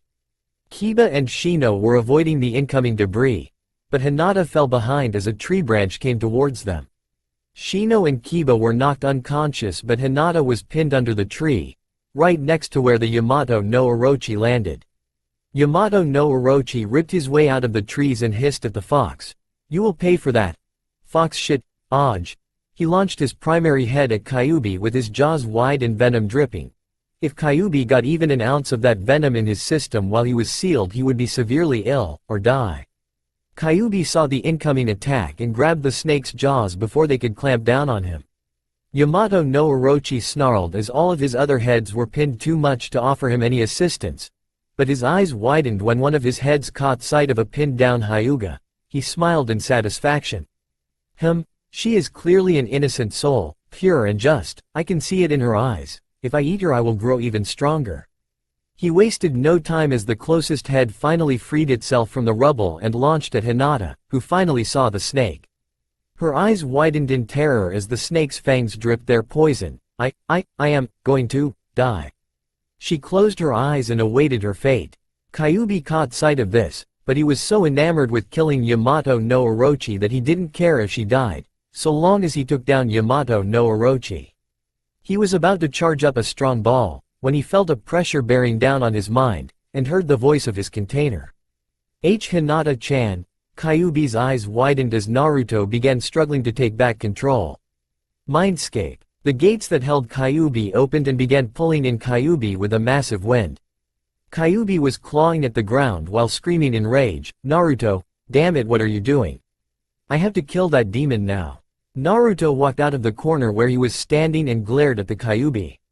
"I have to save Hinata, and there is nothing you can do to stop me."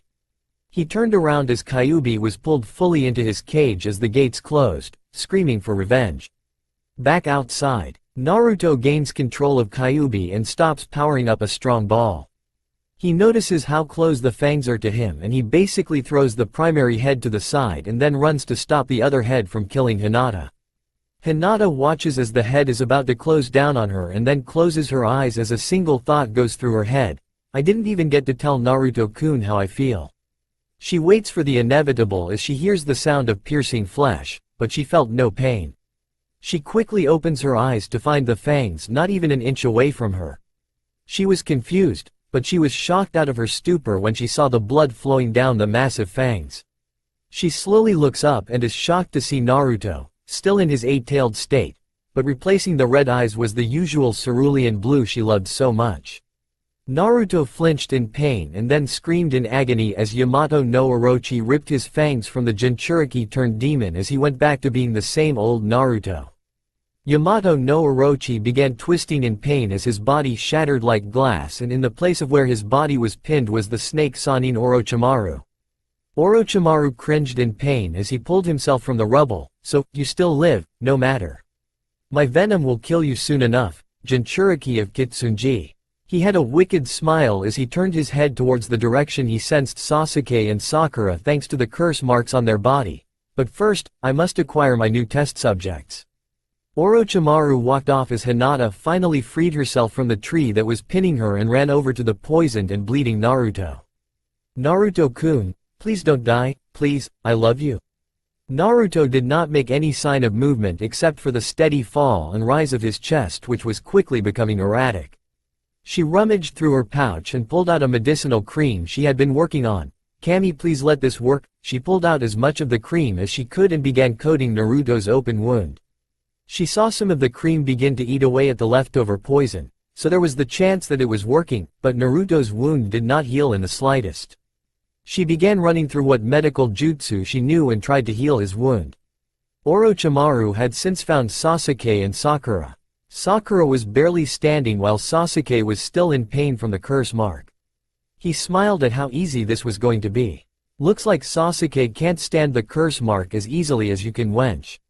Sakura ran at Orochimaru with a kunai, but Orochimaru simply grabbed her shirt and threw her to the ground, ripping off almost all of her upper clothing, revealing her upper body, and the curse mark as well.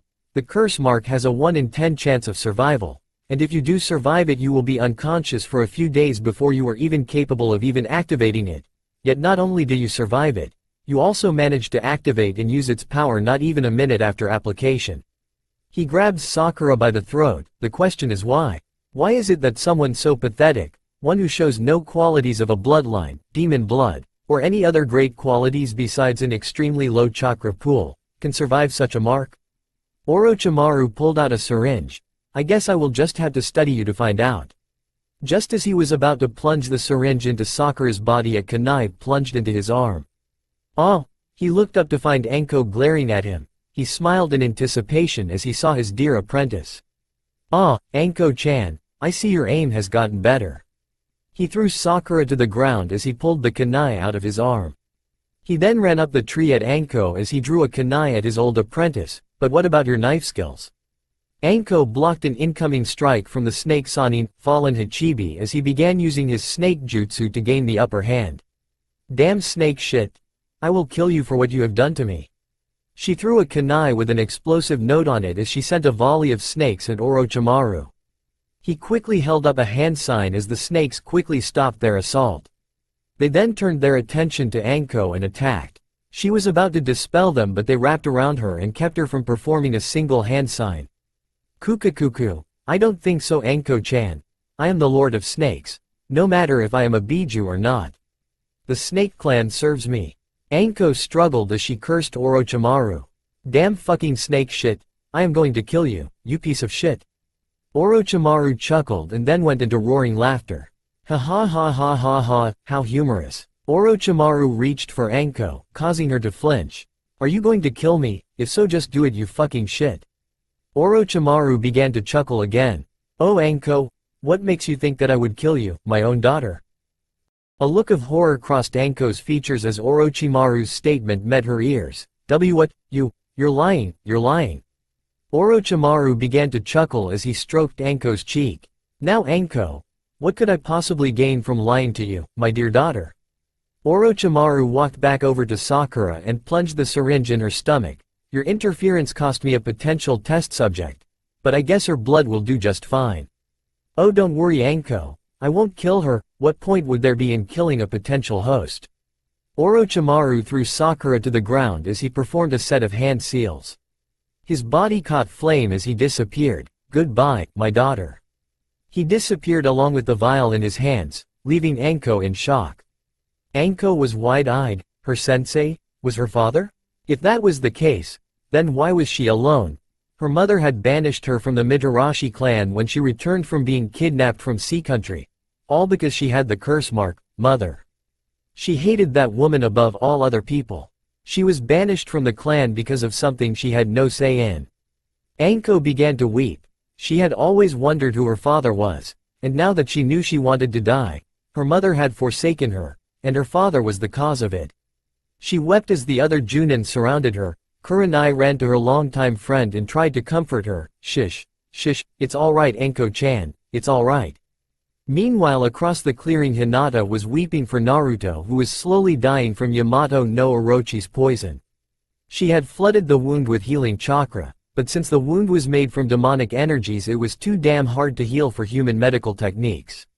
No, please Kami-sama no.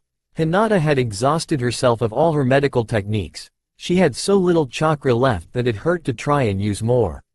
She was about to try another medical technique when her hand was grabbed. She looked up to find Amaru grabbing her hands. You do one more medical technique, you will die. She let go of Hinata's arm and pulled out a medical bag. She began rummaging through it and pulled out various creams that emanated a weird aura. I have to say I am impressed. Not many humans that have had no contact with a demon can claim to have made a cream that can quell a demon's poison. Much less a Biju-class demon. She pulled out a glowing cream that she smoothed over Naruto's open wound. It began to sizzle and fizz, and then finally the wound began to repair itself.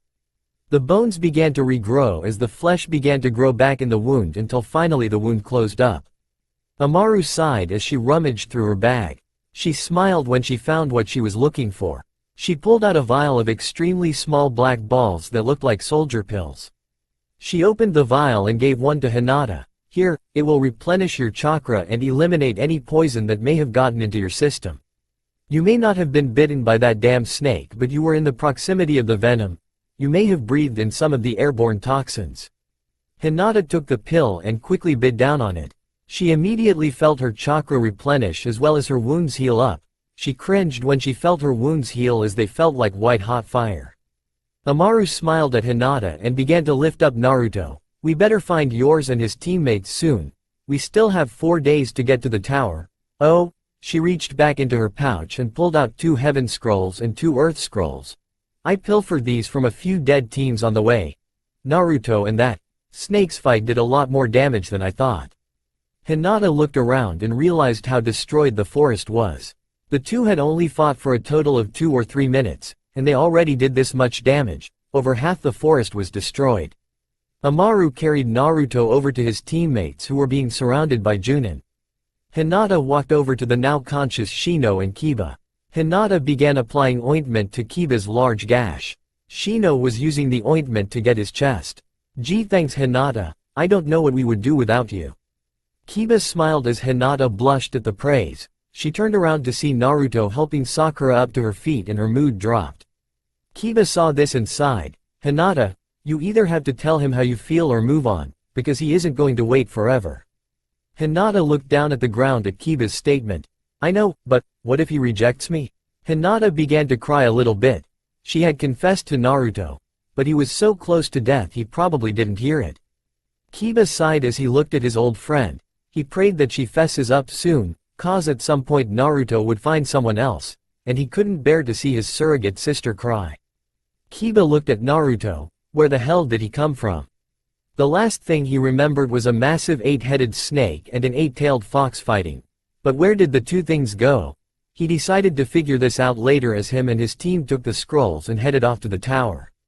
Naruto was helping Sakura to her feet when he noticed that she had lost most of her shirt. He blushed and quickly turned away. He may no longer have a crush on the Banshee, but he was still a guy. A nearby Junin produced a cloak that she could wear until she got some actual clothes. The team was about to set off when a Junin placed the point of his katana at Naruto's throat. "What happened here, demon?" Naruto glared at the man as Amaru knocked the sword out of the way. "Back off. He is no more a demon as a scroll as the kunai is sealed in." The Junin sneered at Amaru as he pointed the katana back at Naruto. "You dare defend the Kyuubi, I should kill you where you stand, demon lover." The Junin raised his katana to cut her down, but he was stopped by another katana entering his back and cutting through his heart. The man had enough energy left in him to look behind him to see Gecko Hayate with a severe glare. "You broke the law, Genji, sorry my old friend." Hayate cut Genji in half as Sakura and Sasuke trembled in fear while Naruto merely looked sick. Amaru only sighed as she handed Naruto a heaven and earth scroll. Team 7 got cleaned up and set off for the tower while the Junin searched the forest for the snake Sanin, fallen Hachibi. 5 days later, the teams that passed the finals had all gathered in the exam room. At first the Hokage was planning to cancel the exams, but with Orochimaru's threat to destroy the village they had no choice but to agree to continue the exams. The only remaining teams were Team 7, 8, 10, that veteran Genin team, Kabuto's team, the Kumo team, the Iwa team, Amaru, the team from Kiri, the Takigakure team, as well as the Suna and Sound teams. Anko was shocked with how many made it out of the forest, especially with the Biju battle in the middle of it. The Hokage stepped forwards. "Alright, the board will show the contestants. If anyone wishes to drop out, now would be the time." At the Hokage's statement most of the competition dropped out. The only people who didn't drop out were Team 7, Team 8, the veteran Genin team, Kabuto's teammates, and all the Jinchuriki as well as the Sound team. Hayate jumped to the floor as the board began running through the names. Once the board stopped it revealed the first 2 competitors. Tsuchi Kin. Amaru smiled as Kin gained a sadistic grin on her face. The 2 Kunoichi got to the floor as Hayate called the match. The match between Tsuchi Kin and Amaru, Hajime. Kin immediately ran at Amaru and threw a bunch of senbon with bells on them. Amaru pulled out her scalpel and blocked each bell while simultaneously cutting them in half. Kin snarled as she ripped out a kunai and threw it at Amaru. Said Kunoichi expertly caught the projectile before it could even reach her and threw it back. Kin did a back flip as she caught the knife and was about to attack, but when she looked up she saw a foot careening with her face. "Ah shit," Kin was kicked right in the face and slammed right into the wall while being knocked unconscious. Hayate ran over to the Kunoichi and checked her over. She was unconscious and would not be up for a while. Hayate stood up and turned towards the audience. The winner of match 1, Amaru. The Jinchuriki clapped as Amaru walked up the stairs. Hayate returned to the stands and waited for the board to select the next match. The board ran through the names until it landed on the next 2 opponents. Ni Yugito, Tenten, said Kunoichi jumped into the arena as Yugito pulled out a set of clawed gloves while Tenten produced a few scrolls. The 2 Kunoichi faced each other with Tenten giving an arrogant grin while Yugito stood there calmly. The match between Ni Yugito and Tenten, Hajime. Tenten quickly unrolled her scrolls and produced over a dozen different weapons. She grabbed 2 throwing scythes and threw them at Yugito and then grabbed a couple kunai with them. She threw them to follow up the scythes and then ran at Yugito with a whip chain. Yugito quickly sliced at the scythes, destroying the blades. She then cut the kunais directly down the middle. At the last minute she stopped the incoming whip chain that Tenten had swung at her. She tightened her grip and pulled on the chain. Yugito smirked in satisfaction and then suddenly let off a bit of slack, and then used as much force as she could to tug on the whip chain. Tenten lost her footing and ended up being swung through the air. She quickly righted herself and let her feet go first as she nearly hit the wall. Crack! She cringed as she felt her leg break and she had to release the chain she was using. Yugito quickly pulled back and grabbed the chain's handle and began inspecting it. A remarkable piece of equipment, perfectly clean, no dents, no fingerprints, a mockery of a weapon. She used her claws and slashed the chain to pieces. A weapon must be in good condition, yes. But a weapon is useless unless its user can work it, and by the looks of your weapons you spend more time cleaning them than practicing with them. Tenten snarled at Yugito. What do you know? I doubt a little Kumo bitch would know anything about our village, or how we weapon masters pride ourselves in our weapons. Tenten reached into her pocket and pulled out an embroidered scroll. Let me show you how we of Konoha outclass you Kumo scum. She ran her blood across a set of seals and a massive puff of smoke appeared. When it cleared, an elegant yet bulky sword was in Tenten's hands. The blade was curved, but it had a wide blade. It looked as if it had seen many battles, but it also looked like it was extremely well cared for. There wasn't a speck of dust on it. In fact, it looked like it hasn't seen daylight in years. Yugito scoffed at the sight of the blade. I admit the blade is impressive. It looks like it has seen many a battle, but judging by the looks of it, it probably hasn't seen daylight in over a year. Tenten snarled at Yugito and charged. Shut up, bitch. Before Tenten could make it 5 feet, she felt a painful strike to her stomach and heard a cracking sound. She looked down to see that she had been punched in the stomach. She looked to where she heard the cracking sound to find her sword cracked. No, shattered. She fell down as she looked at the fallen remains of her favorite sword destroyed. Yugito set her to the ground as she began to lecture her. A weapons mistress, you? That's a laugh. Only one who truly masters their weapons. Only one who spends all their days studying, training, conditioning their body to use all weapons, deserves that name. She walked over Tenten and intentionally stepped onto the only non-broken piece of the blade, the hilt, as she walked back up the steps. Tenten was carried off the arena as the next matchups were being displayed. Inazuka Kiba, Uzumaki Naruto. Kiba smiled in satisfaction as he began howling in delight. Huya Akamaru. Looks like it's our lucky day, boy. The dog boy jumped into the arena as Naruto did the same. The two stared at each other as Hayate called, the match between Uzumaki Naruto and Inazuka Kiba, Hajime. Kiba smirked at Naruto as he got into his family taijutsu stance. He looked at Akamaru and said, "Stay out, boy, this fight will be over in a few seconds." Naruto scoffed at Kiba's arrogance as he got into an unfamiliar stance. Arrogant much dog food. Kiba snarled at the blonde. Those that heard Naruto's crack at his clan cracked up laughing. Even Kurenai couldn't help but snicker. Dog food. That's it, I was going to make this painless but you asked for this. Kiba launched himself at Naruto and cocked his fist back. Naruto stood there and smirked. Kiba launched the punch as Naruto finally moved. He shot his own fist out and slammed it into Kiba's fist. Crack! The two cringed and jumped back from each other. Damn, that hurt. Kiba stared at Naruto. Sorry Hinata, but I ain't losing to this baka. Kiba got into a fighting position and charged at Naruto. Naruto avoided a few shots, but most of them connected. Kiba noticed this but he was pissed that Naruto showed no signs of fatigue. Naruto finally got a few hits in. He managed to get Kiba in the chest, the leg, and he managed to get his back. Kiba tumbled a few feet and then quickly righted himself. He glared at the blonde and spat out a bit of blood. "Damn it, Akamaru, you're up." Akamaru growled and ran at the blonde. Naruto was not expecting the dog to jump so high. He was not expecting the dog to have such sharp teeth. And he was not expecting the dog to clamp on his arm. Ouch. Get this stupid fucking mutt off me now. Get it off, get it off, get it off, damn it. Naruto tried ripping Akamaru off, but it only seemed to get him to clamp on even more. Naruto looked up and found Kiba's fist careening with his face. He was thrown back into the wall as a bunch of spider web cracks ran through it. "Call the match, Proctor, he ain't getting up." Kiba smirked at his victory and was about to continue walking up, that is until he felt a massive amount of pain in his side. He fell over as he felt something bury itself into his stomach. He slammed into the wall and opened his eyes to see Naruto coming at him with a fist ready to slam into him. Kiba quickly moved out of the way, but not before Naruto threw a kunai at the direction he was going, forcing him back into the same spot as Naruto came in with his fist. Kiba waited until Naruto was close enough and grabbed Naruto's arm. Naruto's eyes widened as he was slammed into the wall. Kiba then followed up by jumping back and then running at the blonde, "Eat this," and then punching square in the ribs. Naruto coughed up a bit of blood, but he snapped his head at Kiba and then with his best acrobatics he slammed the bottom of his foot into his chin, and then followed it up with another kick to the chest, "Eat that."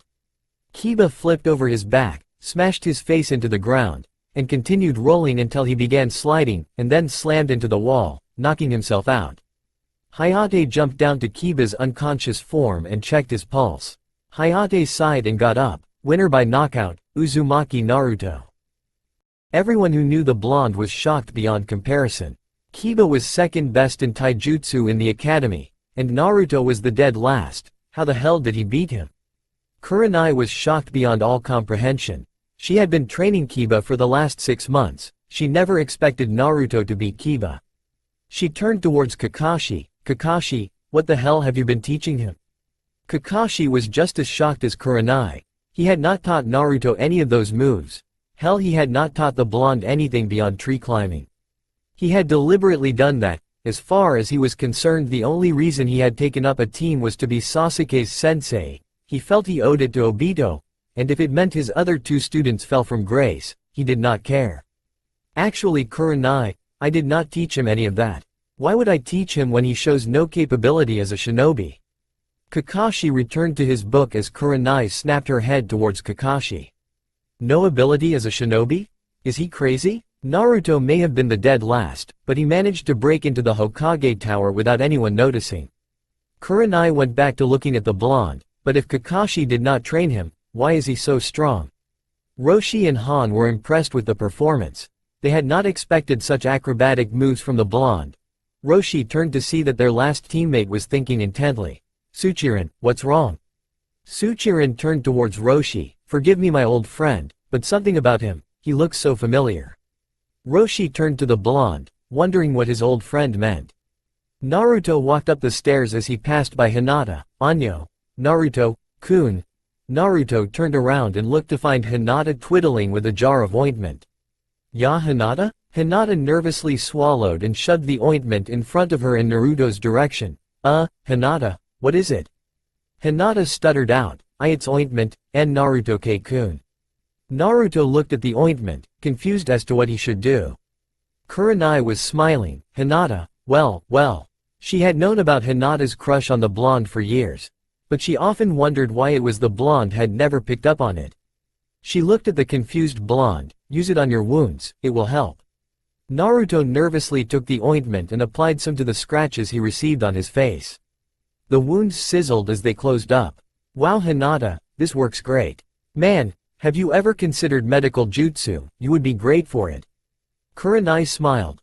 Hinata rarely ever got praise, and the fact that it came from her crush would surely boost her confidence. Hinata blushed at the praise and turned away from Naruto. "Naruto-kun. It doesn't matter what or who you are. You will still be my Naruto-kun." She turned to watch as Naruto walked off. Everyone turned their attention to the board. Konoha was shocked by the outcome. Hyuga Hinata vs Hyuga Neji.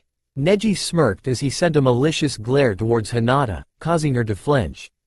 He then jumped down onto the arena.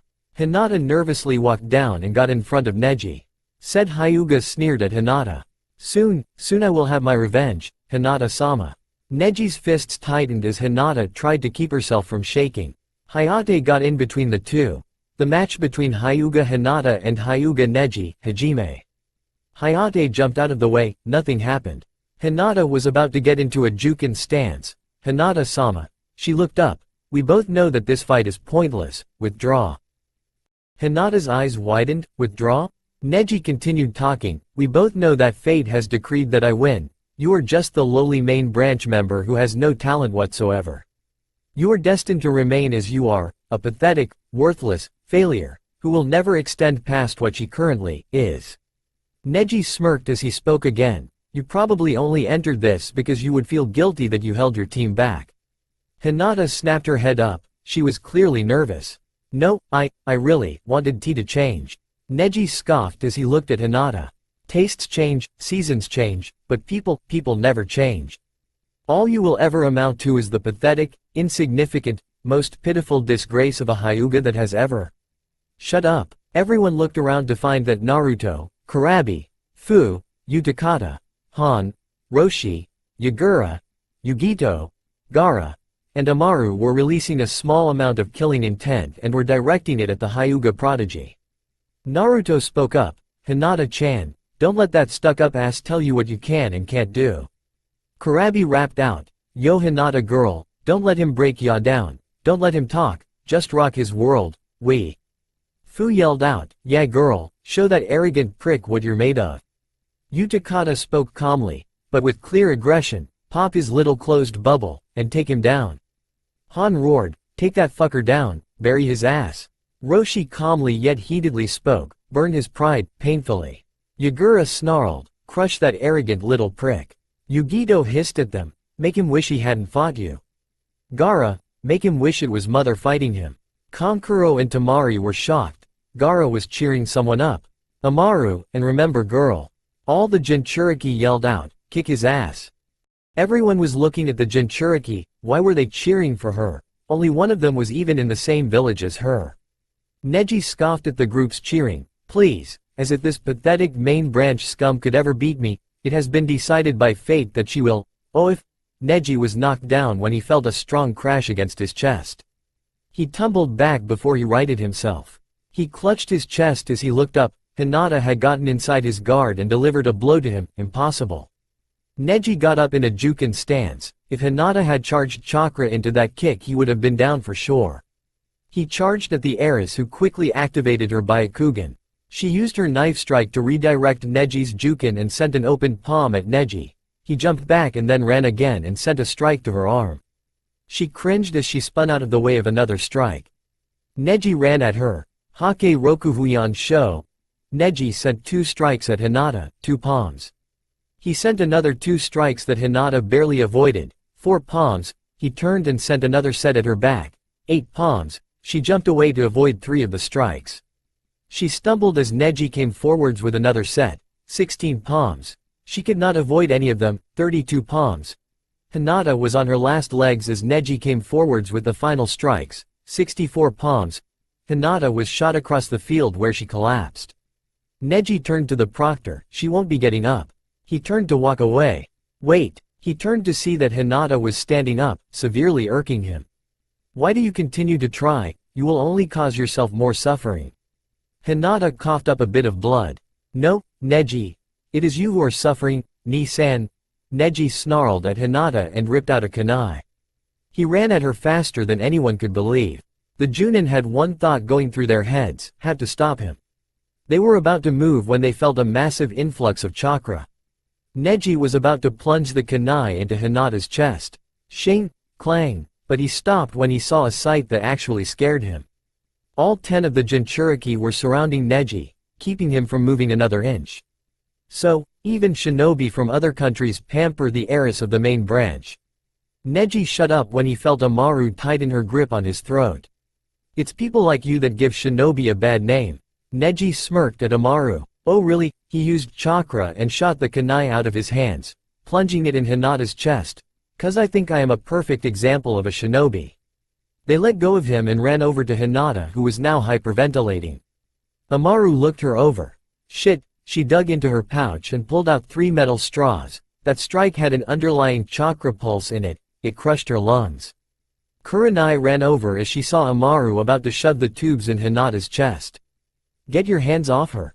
Kurenai was held back by Han and Kurabi as Amaru placed each tube in. Hinata's breathing began to stabilize. Amaru looked up. "Well, get the damn medics. My techniques only work so far, she needs expert medical care now." The medics came pouring out of the doorway.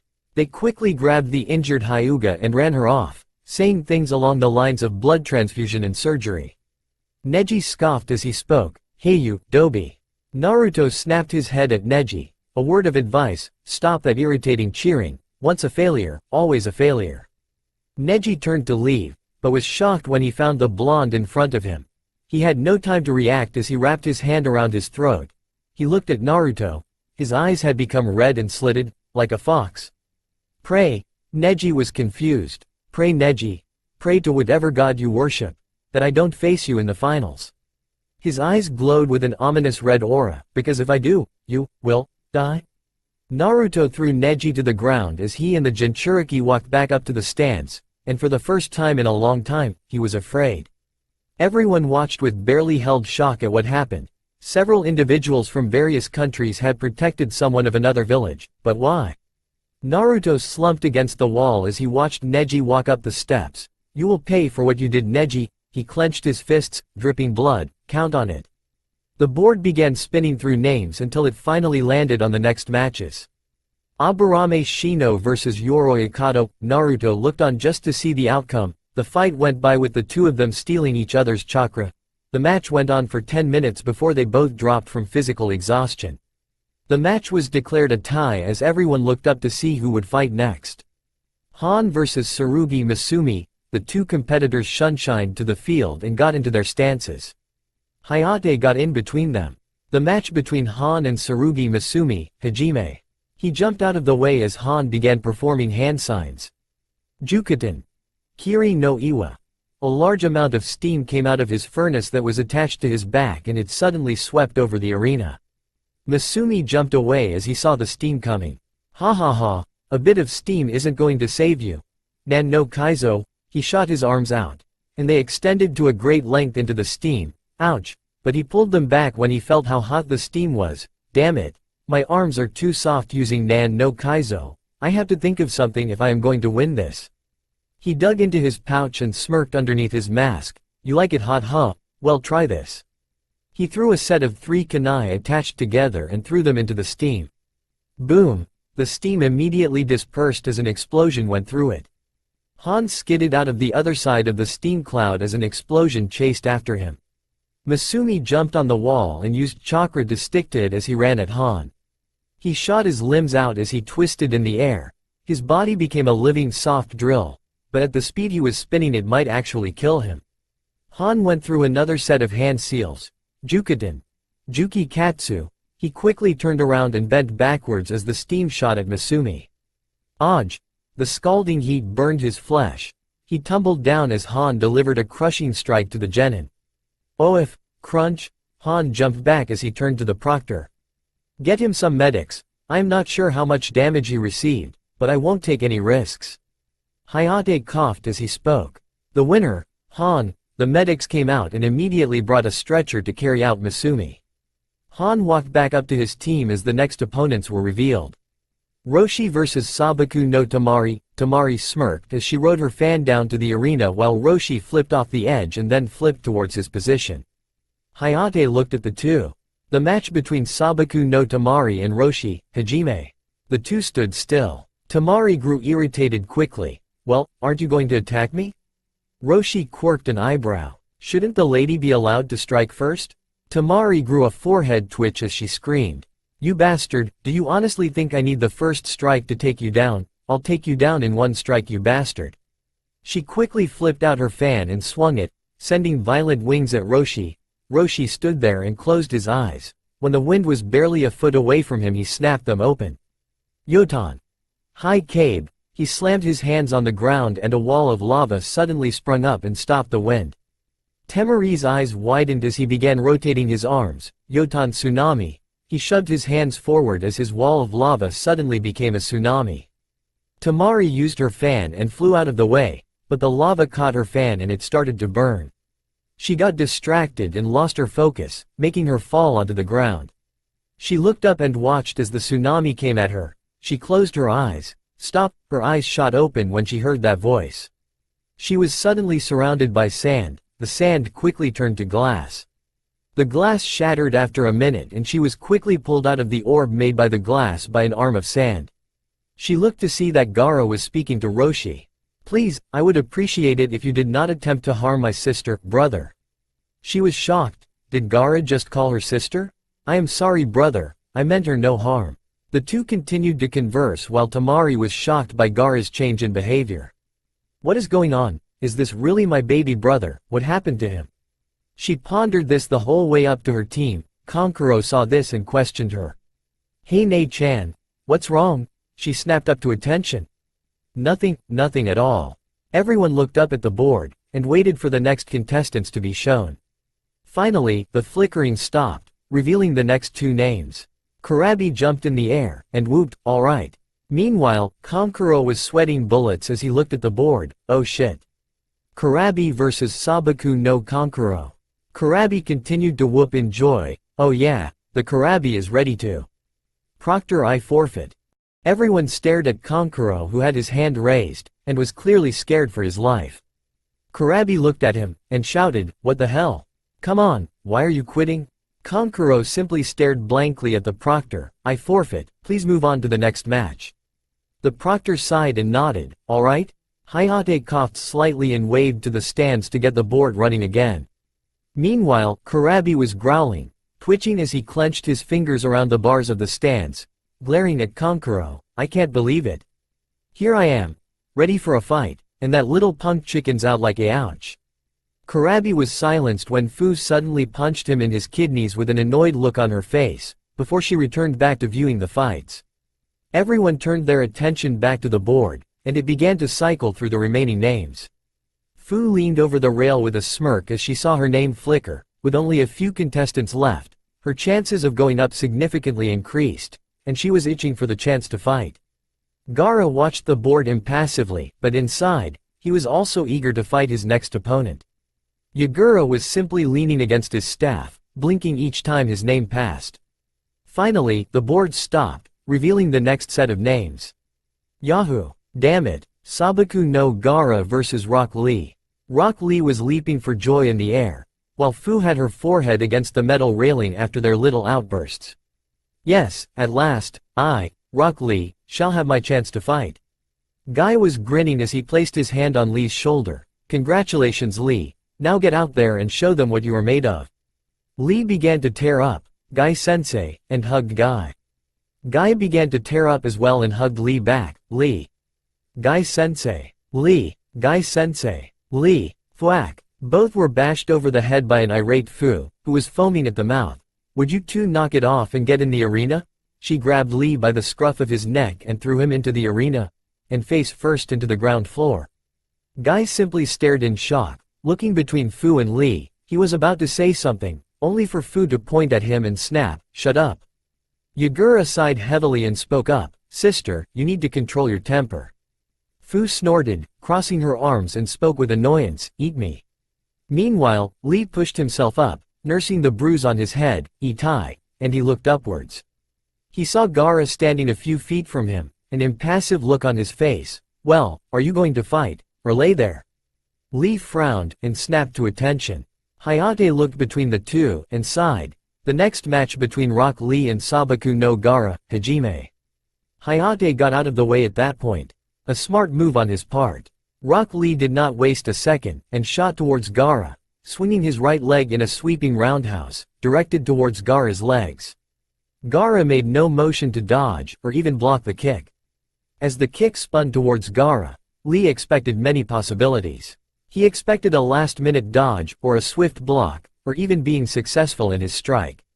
He did not expect a wall of sand to erupt from seemingly nowhere and block his kick. Lee's eyes widened as he jumped back when the sand tried to make a grab for him, and he skidded back several feet. He looked at Gaara, then back at the sand, and tried to examine the situation. Gaara had not moved, and he had not felt a single burst of chakra, so it wasn't a sealless technique. But whatever it was strong enough to block Lee's kicks, a feat that Neji himself had incredible trouble with. Gaara finally spoke, "Are you done?" Lee was broken from his thoughts and smirked, "Nope," and he shot at Neji, swinging his arm. Gaara, like before, made no movement against Lee, only waiting for him to get closer. Lee swung his arm, intending a close line. However, like before, his strike was stopped by another wall of sand. This one succeeded in grabbing onto Lee. Lee tried to pull back, only for him to wince as the sand tightened around his arm like an iron vice. Gaara simply stared, and whispered, "My turn." Lee suddenly shot through the air, getting whiplash as the tendril of sand wrapped around his arm swung him about like a marionette, and proceeded to smash him into the ground repeatedly. Lee coughed and choked each time he was brought back up from the ground, feeling his ribs break, and his lungs get the air knocked out of him. The tendril of sand swung Lee against the wall, and then without a single second wasted, threw Lee straight into the ground. Gaara looked down at Lee, who was bleeding from the mouth. Gaara then glanced up at the proctor, who, like all the others in the stands, aside from the other Jinchuriki, were staring in shock. "Call the match." Hayate blinked a few times. The winner is Sabaku no Gaara." He blinked several times, staring in shock. Gaara nodded and turned his head, before he leapt back up into the stands, waiting for the next match. Meanwhile, medics ran to Lee, as did Guy, who had to be held back by the medics. "Maida-san, you need to stay back while we stabilize him. We don't want to risk aggravating his injuries." Guy glanced at Lee worriedly. "What damage has been done?" The medic looked at Lee. "Well, from an initial scan, his ribs are broken, and his lungs are under some pressure. His arm is also broken and his neck needs to be straightened. He likely has other smaller injuries, but we should know more later. Now please, step back and let us do our job." Guy frowned and looked back at Lee as he was carried out on a stretcher, and sighed heavily before he returned to the stands. After the arena had been cleared up, the board began to cycle through names again. The names began to cycle through faster due to the low numbers. Finally, the board stopped on the next contestants, causing Fu to grin. "Oh yeah. Fu versus Haruno Sakura." Fu whooped and jumped into the arena, jumping left and right in a fighting stance. "Alright, come on, bring it your best," she said, staring at Sakura, who slowly made her way down to the arena, and stood in front of Fu. Hayate looked between them, and spoke. "The next match between Fu and Haruno Sakura, Hajime." Fu did not waste a single second, and shot at Sakura with speed that rivaled Lee's, and punched Sakura straight in the face. Sakura was sent flying back several meters, skidding across the ground. Fu grinned. "All right. First punch." She lowered herself and then shot forward. "Ready or not, here I go." Fu stopped suddenly, stumbling a few feet as she saw Sakura's state. Sakura was flat on her stomach, her face heavily bruised, and her eyes glassed over, but she was definitely still breathing, but she sure as hell wasn't conscious. Fu blinked 6 or 7 times, and she stood up straight, her hand going to her chin as she walked over to Sakura curiously, and poked her with her foot. Hello?" Fu did not receive an answer. Fu blinked several times again, then snapped around, looking towards Naruto. Brother, is there a play dead jutsu in Konoha?" Naruto blinked. Not that I know of." Kakashi frowned at Naruto. "Naruto, giving village secrets is a capital offense. I suggest you." Kurenai spoke up. "Kakashi, do you even bother to listen to people, or do you just hear half and fill in the rest?" He said, "That I know of," which implies what Kakashi? Kakashi looked at Kurenai and frowned. "Listen, Kurenai, Naruto needs to know that." Hiruzen finally had enough. "Kakashi, hold your tongue. Naruto broke no laws, as was stated," he said, "that I know of," meaning he doesn't know. It is the same thing as saying, "I don't know," so unless you yourself wish to be punished for wrongful accusations, I highly recommend you shut it. Kakashi relented, but cast a harsh glance towards Naruto. Meanwhile, Fu was poking Sakura with a stick. "Hello, wakey wakey, possum jutsu release?" she said, poking her in the cheek. then whacked Sakura over the head with the stick. Wake up, wake up, wake up. Fu whacked Sakura over the head with the stick with every consecutive, wake up. Everyone watching sweat dropped at Fu's antics. Finally, Fu stopped. After the repeated smacking of Sakura broke the stick, and Fu stood up, and brought a hand to her chin. Hayate came over and placed a hand to Sakura's neck, and sighed, she is alive, but unconscious. Fu stared into space upon hearing that. She had beaten her opponent, with only a single punch?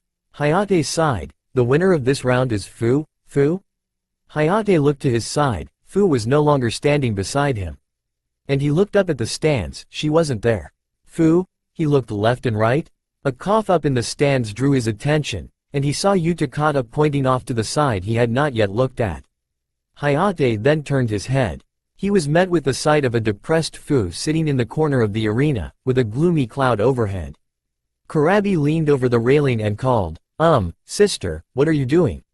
Fu slowly turned her head, revealing a dead look in her eyes as a waterfall extending from her eyes, lamenting my crushed hopes and dreams, and she turned back to the wall with a heavy sigh.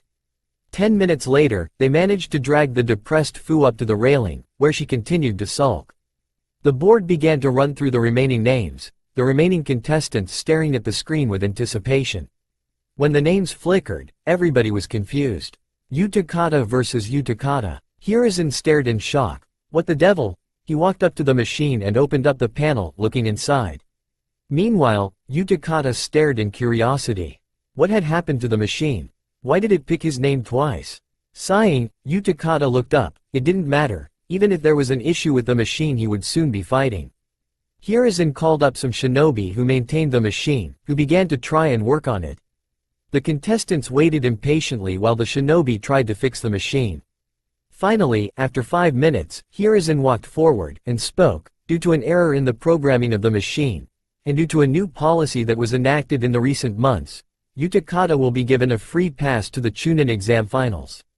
To say people were irate was one thing, especially Utakata. Hiruzen spoke up, there shall be no further debate on this. Utakata of Kirigakure shall receive a free pass to the finals. We shall commence with the next run. Hiruzen meanwhile turned his head back towards the machine and frowned. It was working fine before. What happened? After the contestants and their senseis had been conned, the names began to cycle once more. The board finally stopped, this time without a glitch. Yagura versus Kinuta Dosu. Utakata smiled and turned to the Sanbi Jinchuriki. You're up my friend, kick his ass please. He said with a coldness that was only fueled by his frustration from not being able to fight. Yagura sighed and headed down towards the arena. Dosu seemed to smirk underneath his bandages as he headed down towards the arena as well. Yagura stood upright in the center of the arena, while Dosu stood slouched in front of him. Hayate looked between them. Are both contestants ready? Yagura nodded his head. Hi. Dosu snorted, just start the damn match leave pussy. Hayate scowled at Dosu and sighed. The match between Yagura and Kinuta Dosu, Hajime. For over half a minute, the two opponents stared at one another, waiting for their opponent to make the first move. The proctor noticed this and was about to speak, about to tell them to either start the match, or they will both be disqualified. Suddenly, he had to jump back as seemingly out of nowhere, a large wave of water erupted from around Yagura, forming a shield of water around him. Dosu only chuckled, impressive, such a defense would surely nullify most jutsu, however, my technique is something your wall of water cannot block. He then proceeded to run towards the dome of water, seemingly going in a direct path towards the dome. A foolish idea, though his stance implied he was ready to move in case of an assault upon himself. Yagura only scoffed as he waited for Dosu to strike. Dosu leapt towards the dome, and swung his gauntlet-covered arm at the dome, releasing a sound blast, which he assumed would travel through the water, striking Yagura, and securing his victory. He did not expect the sound to get sent right back to him. Oj. Dosu fell over, clutching his ears in pain sloppily as he felt his motor functions get destroyed. He began to throw up, which was difficult due to the bandages covering his mouth. Yagura released the water wall, which seemed to disappear, and he walked up to Dosu, and with a single swing, smashed Dosu into the ground, completely unconscious. Hayate stared for a moment. The winner of the match is Yagura. He stared in shock at what he had just seen. So much water had appeared out of nowhere. He dared say it resembled the techniques used by the Naidame Hokage, Tobarama Senju. However, he theorized that it was all sealed inside of his staff. The medics began to clean up the mess left by Dosu, and readied the final round. Utakata spoke up, "Hokage-sama, surely you could just have me fight Sasuke Uchiha. He is the only contestant left, and I was never given the opportunity to fight." Hiruzen looked towards Utakata. "I am sorry, but due to a new policy, this is not possible. However, you may have the opportunity to fight yet, as the one who will fight Sasuke Uchiha will be a winner of one of the previous matches." This caused a disturbance amongst the winners. Wait a minute, why? Utakata here is ready, as is the Uchiha. Why have one of the winners do it? It would be just an advantage for the Uchiha. Frankly, this just seems like blatant favoritism for Konoha shinobi, since most of the victors are not from Konoha. Hiruzen looked to see Shino, Amaru's sensei, speaking. "While yes, there are victors from Konoha, the fact remains that there are so far only 2 winners from Konoha, while all the others are from out of the village. Frankly, this seems more like a ploy to try and give Konoha a larger menagerie to display." There was loud whispering throughout the arena stands, and everyone looked towards the Hokage with an incredulous gaze. Hiruzen sighed. "I assure you, it is nothing like that. It is just a policy which due to certain events we have to abide by within the village. I am sorry, but I must follow the laws. If I do not follow them, then what reason will anyone else have to follow them?" Everyone got quiet at that, but kept up their harsh glance. Sighing, Hiruzen waved his hand, and the board began to cycle through the winners of the previous rounds. Everyone was staring at the board, waiting for the outcome. Kurabi was hoping to be able to unleash some steam on the Uchiha, Kankuro having forfeited the match before he even started. Fu had broken from her depression and stared at the board. Sakura had been such a pitiful fight that she really wanted to fight somebody else. Utakata stared up at the board. He had not even been given the option to fight, so he hoped that since his name was being cycled, it would fall onto his name. Han had his arms crossed as he stared at the board, his eyes showing pure focus as he waited for the names to cease cycling. Roshi leaned against the railing, similar thoughts going through his head. Yagura had his arms crossed as he gently gripped his staff. His opponent had barely put up a fight, and he had a lot of pent-up energy. Yugito was in a similar position. Tenten had not been a threat to her, her arrogance and bravado had been her downfall. Yugito wanted another shot at a stronger opponent. Gaara stared impassively at the board as usual. Neji scowled towards the board as he clenched his fists. Naruto only frowned as he watched the board slow its cycle. Finally, the board stopped, revealing the name of the contestant who would fight Uchiha Sasuke. Everyone was surprised at the results. Uzumaki Naruto vs Uchiha Sasuke. That's all for now. If you enjoy, then please like,